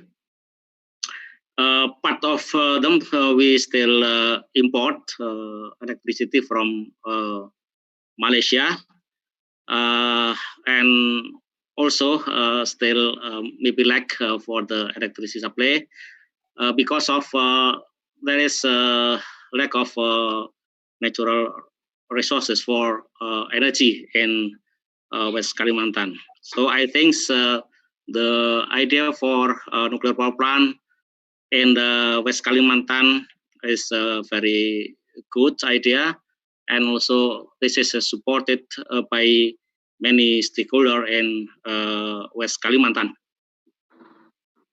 So I think Mr. Arnold have explained about this status of site study in Indonesia. We have a long time ago started the site study and started with the Muria site at the 1991 until 1996. and we have evaluated for the Moria site, and we have a consultant from Japanese. And then we also have some places that we have conduct the pre-site survey, such as in the Banten site, and then Batam, Pulau Batam site here, and then in East Kalimantan and the West Kalimantan. But the status, the red site is still the potential site, and we have not evaluated more. And then we have also 2 candidate sites in the Bangka Island, this one, and the Bangka, in the South Bangka and the West Bangka. And this is conducted at 2011 until 2013. So maybe 2 years ago, because of some requests from Nusa Tenggara Barat, this Lombok island here, they request for the NPP to be here. But this is a very challenge because for the geological tectonic, so this island is very challenged because this is the subductions, and also in the northern part is megathrust. So this is the situation of the site study in Indonesia. And maybe I just give the picture of Indonesia geology and tectonic map. Indonesia is located in the ring of fire, and we located in the 4 plate. This is Eurasia plate, and then Indo-Australia plate in the southern part, and the Philippine plate and Pacific plate. All the plates move, and then in the border between the plates, so there is tectonic active over there. So this is the ring of fire, and the tectonic earthquake potential is very big. But fortunately, we also have Sunda land block here. This is a relatively stable area that I think this is good for the site, a good place here. Okay, and this is the active tectonic in Indonesia. On the Indo-Australia, this plate move about 70 until the 50 and 70 millimeter per year, and the Pacific plate about 120 millimeter per year. And we know that this is the active here, yeah, and also for here, and also some structure in the Sulawesi Island, but in Kalimantan is relatively stable. And also for the northeast part of the Sumatra, including the Bangka Belitung Islands. Yeah, this is the regional seismicity. This is I was take from the Center of National Earthquake Study that is updated at 2017. This megathrust segmentation in the southern part of Sumatra and Java and Nusa Tenggara here, and this is divided many segmentation here. You know, at the 2004 there is the big or giant earthquake in Aceh that gave impact until the maybe more than 300,000 people die, and also tsunami generate the tsunami.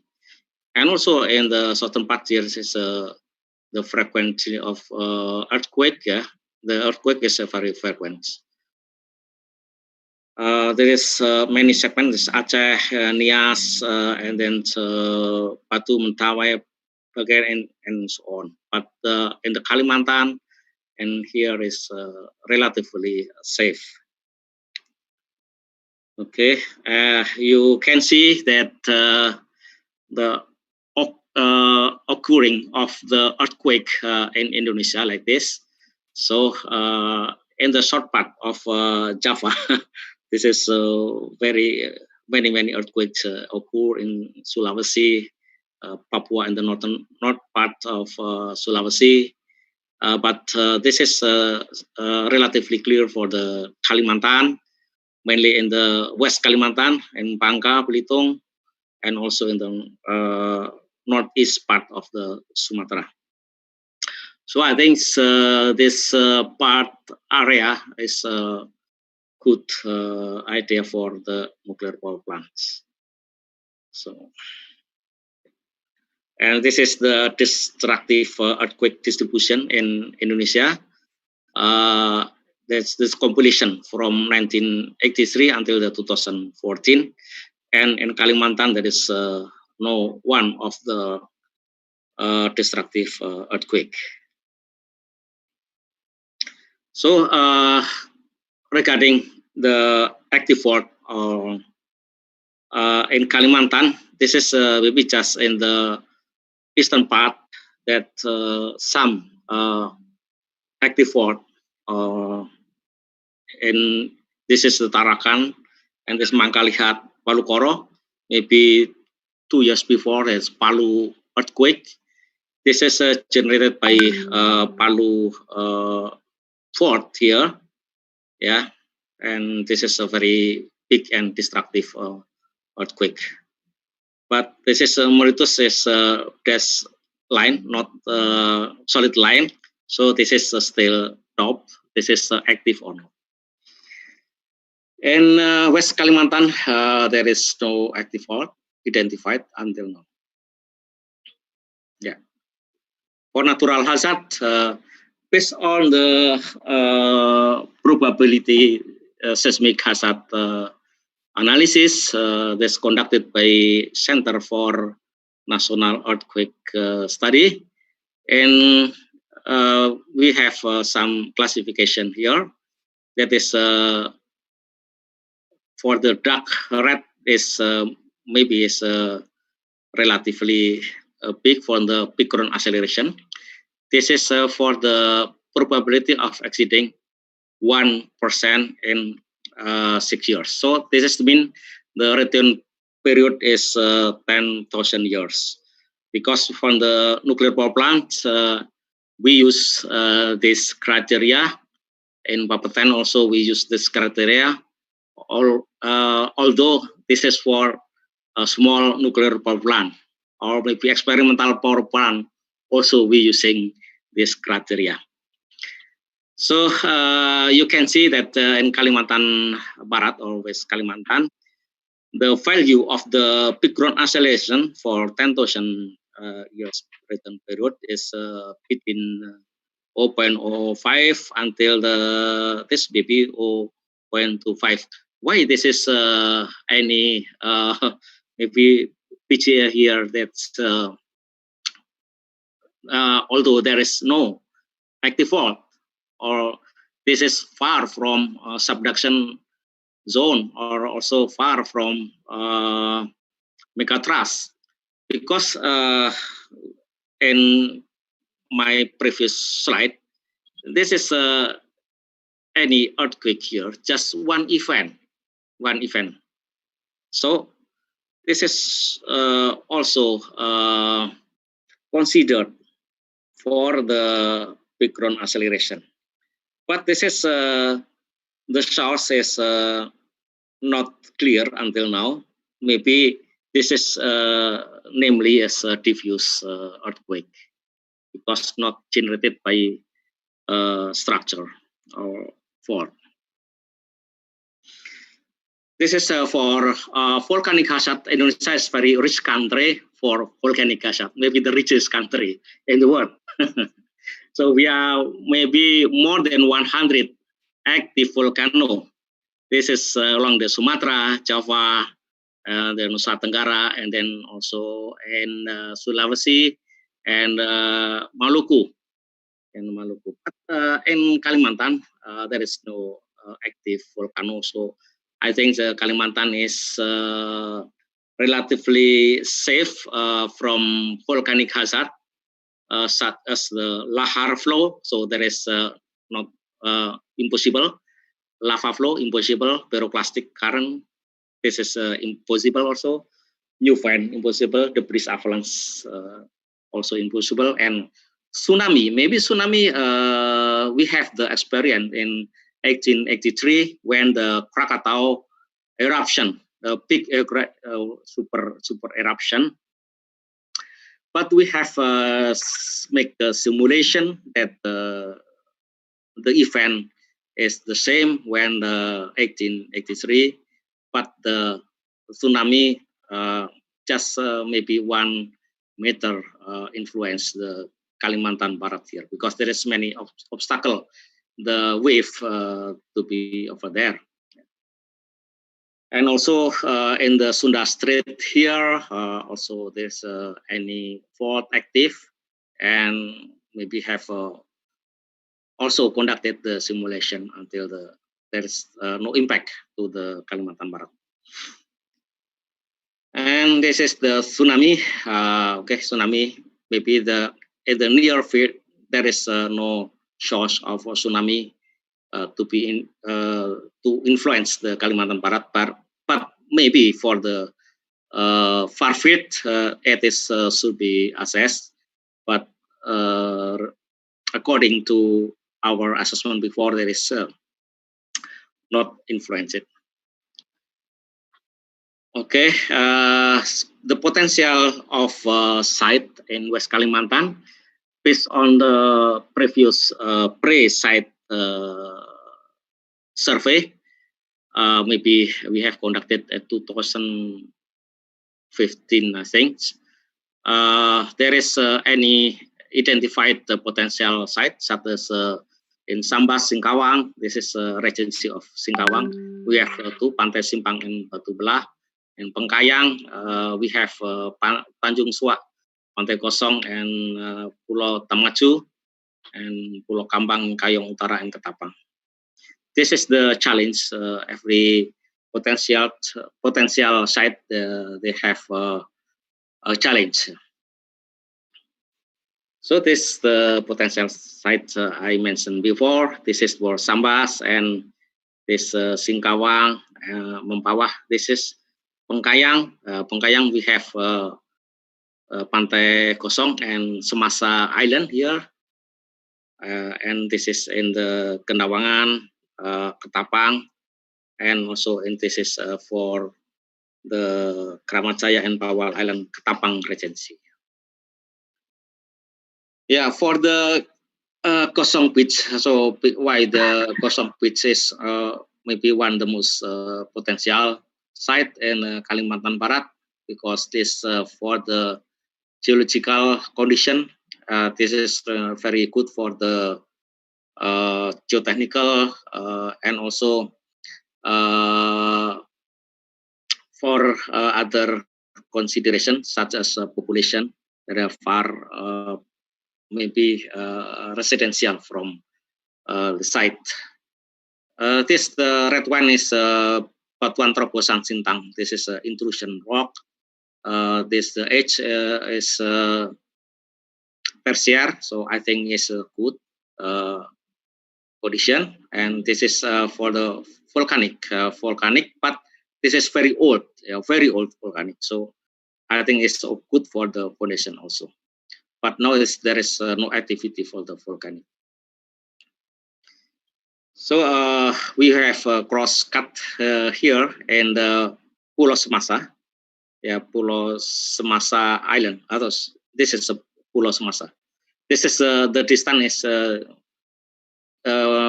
less than 1 kilometer.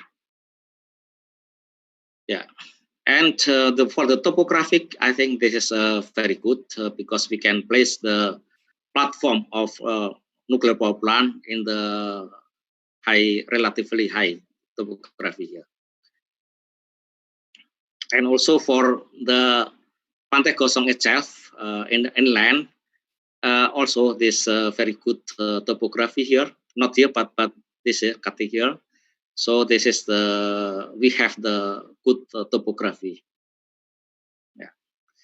For the site area requirement, that's why we talk about this one, because we need some area that Bugeni maybe have explained about the need of the area for nuclear power plant. This is not too large for nuclear power plant, so we have a comparison with the country that have the nuclear power plant. Maybe like or maybe the design, yeah, like Westinghouse, they just need 6 hectares for SMR, and Empower they offer just 15 hectare. For the large reactor such as Kori and PP, there are 4 unit. For each unit is 1,000 megawatt, just need 35 hectare. For the Japanese Tokai Daini, this is 55 hectare. But for the US reactor existing is larger than the NPP above. So this is just comparison. So I just show you that the nuclear power plant is no need large area for the building. And also the closest population in the Kori, it is just 700 meters. So I think in the Kalimantan also we can find many places for the potential site in terms of the population consideration. This is the area that maybe can be used for the nuclear power plant, such as the Pantai Samping. This is more than 500 hectare, and this is the Batu Belah Tanjung Suwa. Also, this is more than near the 1,000 hectare. So I think it's a large area. And this is the Pantai Gosong. Also, this is the more than 500 hectare. And also the Semesa Island, this is near the 200 hectare. So I think for the area, this is very suitable for the NPP site. Yeah. This for Gosong Beach, this is the morphology is a gently sloping coastal area in the near the coast and surrounded by hills. This is the hill and the local plantation. For the land use, the coastal area relatively far from dense population, closest distant populated area here in the maybe the beside of the main road, and also maybe some here. This is maybe the closest is 700 meter, but the distance from the site to the road is 1.5 kilometer. This is just the land use in the Gosong site, Gosong beach, and this, yeah, and near the site is sedimentation here because near the estuary here, but we can choose maybe in this Semasa, so we can for the intake maybe in this area we can use, yeah, or maybe to this direction because this is the estuary of the river. Yeah. So for the lithology, hills in the nearby area is composed of the volcanic rock, dark gray, porphyrogaphitic, microgabbro, andesite porphyry. This is the from the volcanic product fissures, and the direction of the north is southwest and northwest southwest. Base rock is covered by coastal sandy and clayey sediment and with high sedimentation. The site potential location near the Kosong Beach or Kosong Peninsula and also for the Semesa Islands is considered as an NPP site because it's far from the population, good basement condition, granitic and challenge. And challenge is distance for cooling water intake, maybe more than 1 kilometer. For the uranium potential in Indonesia, we also have some preliminary exploration of the uranium in Indonesia. This is the green.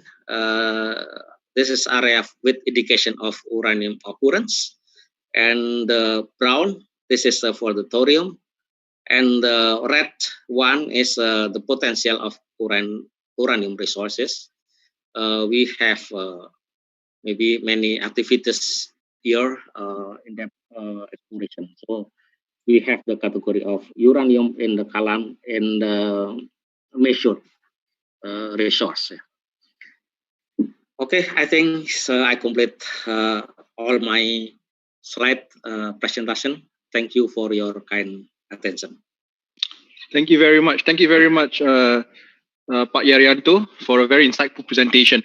All right, so how time flies. We have run through 7 presentations, 7 speakers, and now we've come to this to the part whereby whereby participants are welcome to ask any questions, make any comment or feedback.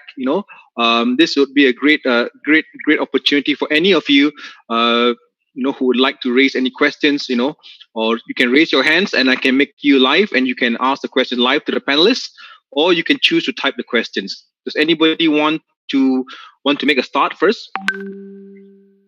Okay, there's one question that came in, and this is more on with regards to the political situation in Indonesia. Now, it seems like in democratic countries like in Indonesia, nuclear seems like a political tool, which is being used by governments whenever election comes.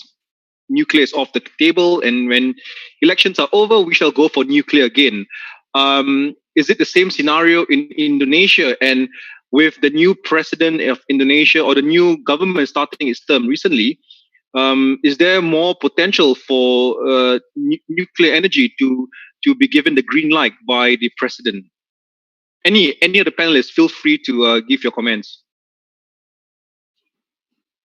Anybody wants to start?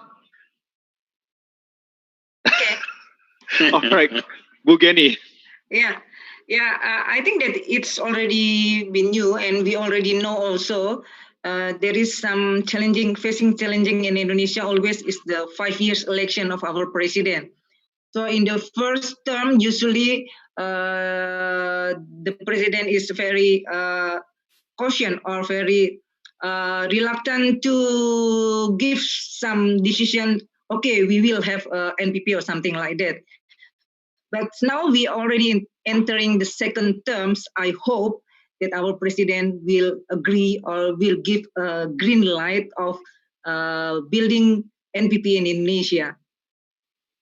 Okay, wonderful. Pak Yaryanto, you want to comment? Okay, yes, thank you. Yeah, we agree that the political situation will influence on the decision making of the nuclear power plant. It just depends on the president is very, very strong now.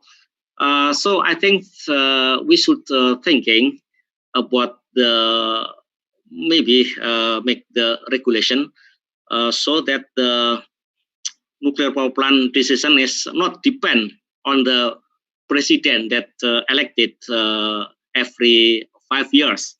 So we should have a regulation that give mandate to president.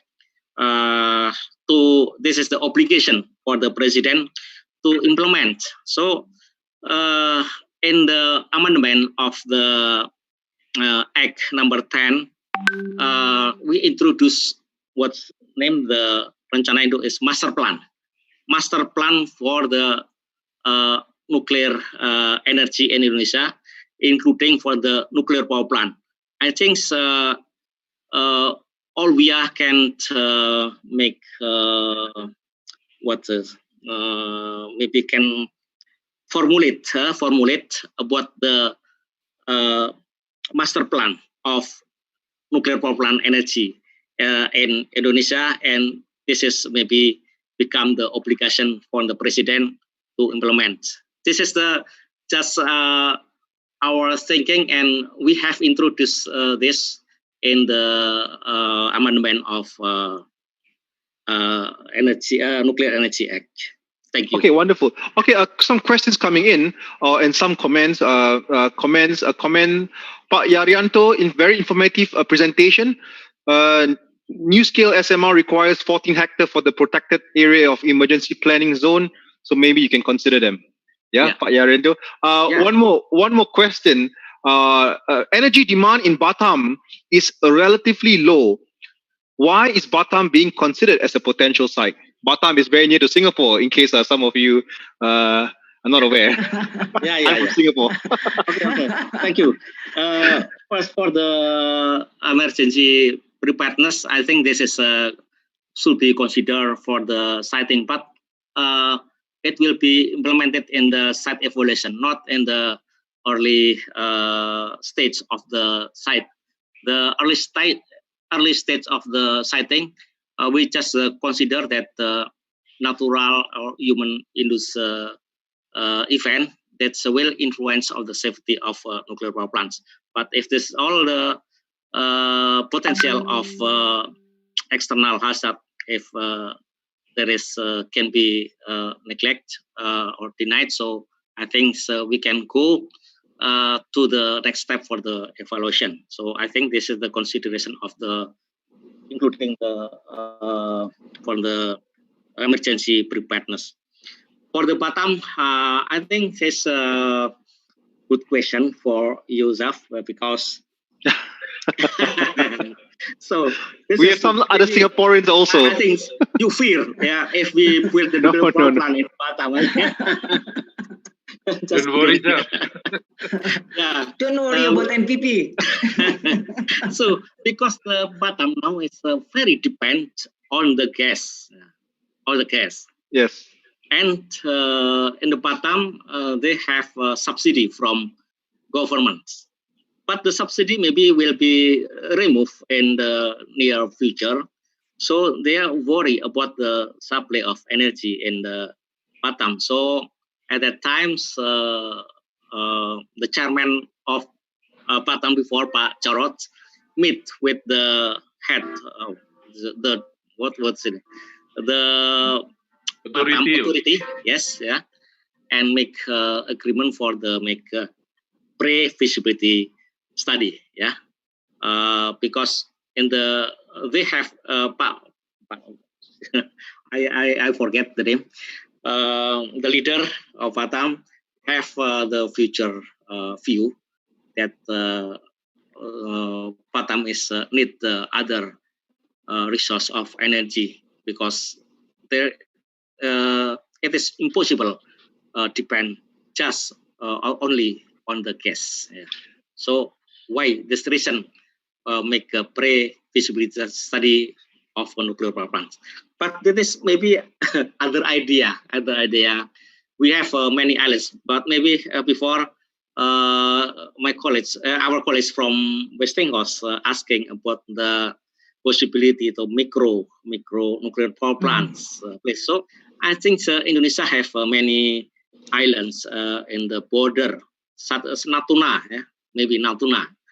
Natuna is, I think, is very suitable for the location of a micro nuclear power plant. So you know that for the geostrategy and geopolitics, because this the Sea of South China. Sea, So very very interesting. So I think for our defense, I think this is very interesting if we develop nuclear power plant in that island. Thank you. I mean, one thing I've learned in this general answer for Batam. Yes. Yeah, there is some reason in general. Yeah. The first reason why Batam, because the safe area, geological area, is the east side of Sumatra. So Batam, Bangka is very safe for the geological catastrophe. And then the second reason is the ASEAN grid electricity. So ASEAN grid electricity will coming from Malaysia, Singapore, and then Batam, and then Sumatra, and then Java. When we will have the ASEAN grid, I think we can build every type of electricity power plant in this ASEAN grid, including nuclear. And in Batam, I think right now the capacity of Batam is about 300 megawatt. So the technology like NuScale that we know that NuScale is the 12 times 50. So the smallest, if 2 times 50, I think 100 megawatt, 50 megawatt or 100 megawatt. I think will match with the Batam demand. Okay, wonderful, Arnold. And on that note, that you mentioned NuScale, we actually have a question from Flo, Mr. Maninder Singh. Mr. Maninder Singh, you have raised your hand. I'm going to make you live. Maninder, you are live now, and you can ask your question, please. Hello, can you hear me? Yes, loud and clear. Okay, please, Mr. Singh, I heard you. Hello, Dr. Arnold. How are you doing today? Fine. We met already some occasion, huh? Yes. Okay, right. Your question quickly. So the question that I wanted to ask was to the panelists was that how realistic is private sector participation in setting up of nuclear power plant? In particular, it is directed towards Dr. Arnold because he comes from industrial background as well. So want to hear the views of Yurianto, Ibugini, and Dr. Arnold also. Thank you.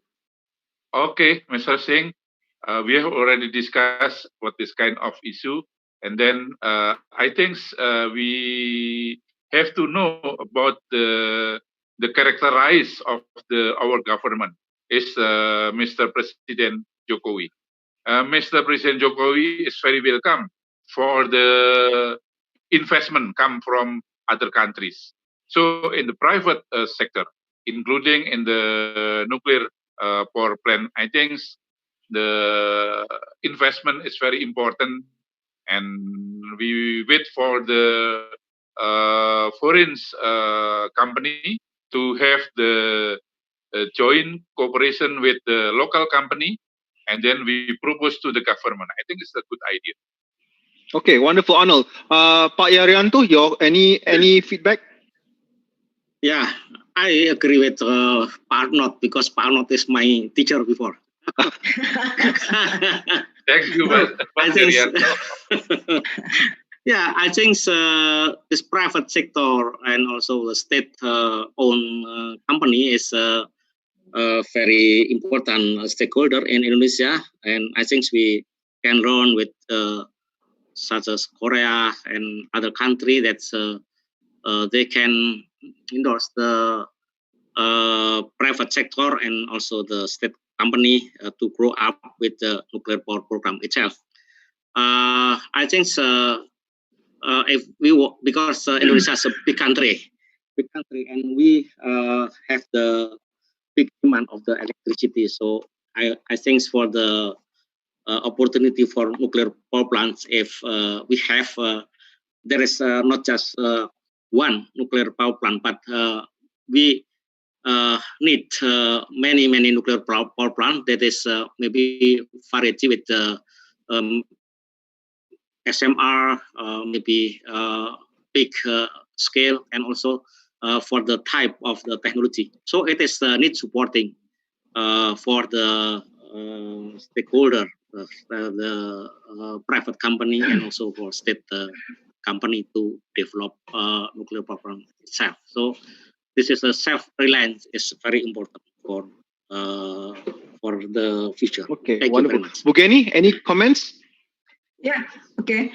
We are having the experience on design of the HTGR, the small power 10 megawatt thermal. On that case, it is very important one, atau it is very strategic one if we include also the local participation. And then based on our experience also, the best one is to implement the local participation because we know that the NPP is divided into two, nuclear island and then non-nuclear island. So Indonesia has so many experience on non-nuclear island. I mean, based on the coal power plant, etc. And there are so many state-owned company active or working with that one. So I think this is the most strategic one. If the investment coming from the abroad can cooperate with the local company who are dealing or have so many experience on the coal nuclear power for the non-nuclear island. This is the very important one, I think. Thank you. Okay, question. Has there been any interest expressed by any local private sector in Indonesia to partner on NPP? And on this question also, sometime last year, I read an article about Indonesia Power signing an MOU with Batan to do some cooperation. I'm not sure how real this news is or whatever, but I guess this point that I'm making is in reference to the question being asked by one of the participants on has there been any interest expressed by local private sector in Indonesia to partner on an NPP project? Has there been any? Yes, Batan, I think, is very important in this preparation of the NPP because how we could choose the site, how we could prepare the roadmap, NPP roadmap, should be by the government side. In this case, is Batan. But when we already talk about the NPP construction, if the NPP construction is need some financial preparation, I think there are two possibilities. One, with the state company PLN, or as IPP with the private company. That's the situation I think we could prepare to be the first NPP in Indonesia. Okay, wonderful. Okay, any more questions or feedback for the panelists? All right, we have one question here. Maybe I can add sure, Dr. Suparman, yes, go ahead. The question of has been any private company interesting in this nuclear power plant? Yep. Yes, one of this is Indonesia Power. They expressed interesting in to build nuclear power plant if from the economic point of view this feasible. So this because this private company or state-owned company, the one of consideration is from economic point of view. Yep, of course. Yeah. So we have a cooperation with Indonesia Power. Right now we still make a pre-feasibility study, and we analysis from economic point of view from many technologies available in the world. Okay, wonderful. Okay, we have a live question from Miss Cheryl Collins. Miss Cheryl Collins, you can ask you're live now, and you can ask your question or make a comment.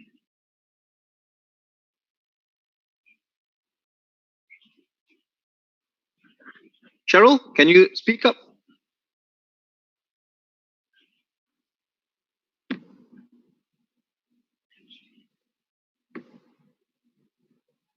Okay, we have some maybe. You want to try one more time? You're on mute now.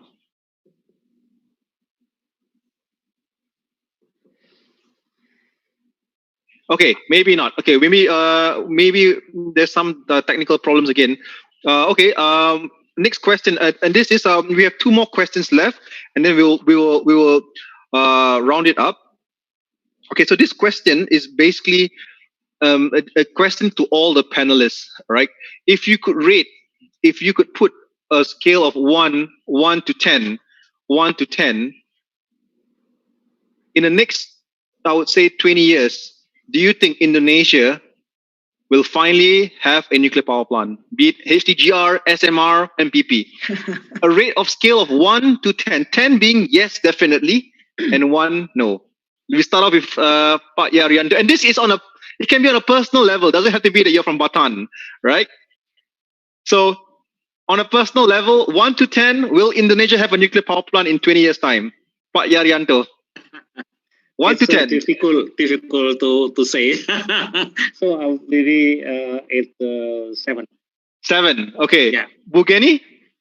8. 10. Wow, 10. I think all the Chinese, Russians, and Americans and all the vendors will be very happy over here. Dr. Arnold, 1 to 10. 9. 9. Wow. Yeah. Dr. Tumiran?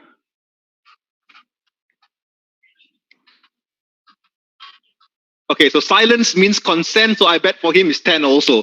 So let's go to Dr. Suparman, 1 to 10. What do you think? I'm optimistic that Indonesia in the next future will have a nuclear power plant. I give 9. 9. Yes. Okay, and we should ask the last one, Pak Reno. What's your opinion? 1 to 10. Again, silence means consent. So as the regulator, he says 10 also. So all will be good. Apologize. Oh, Pak Reno, you're live now. Okay, so 1 to 10, Pak Reno. What do you think? I apologize that the regulator cannot answer this typical question. This was personal, I think, okay. not regulatory. How about on a personal level? Personal. Pak Reno, personal.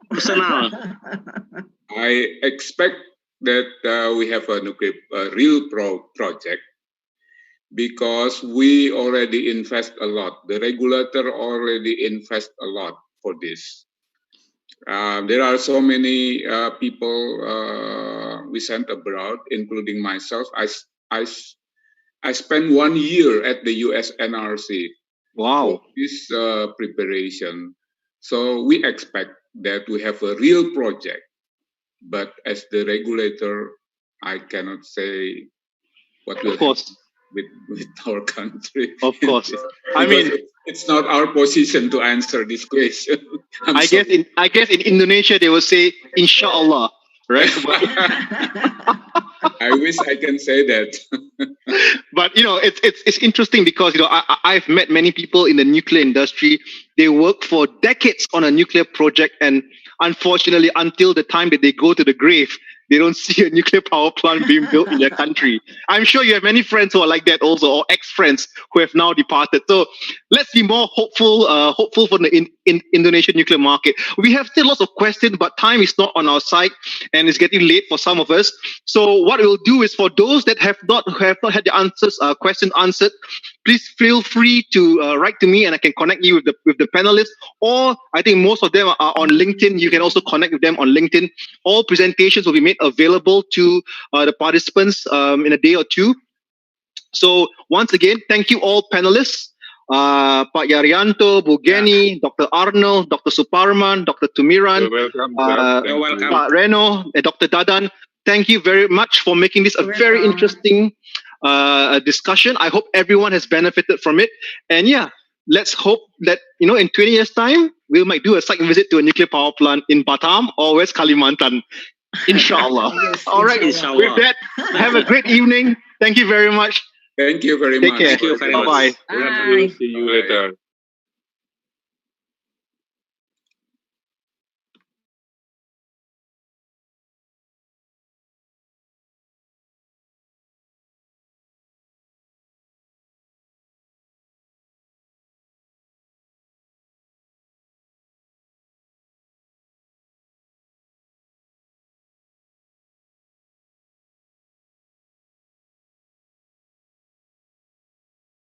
you.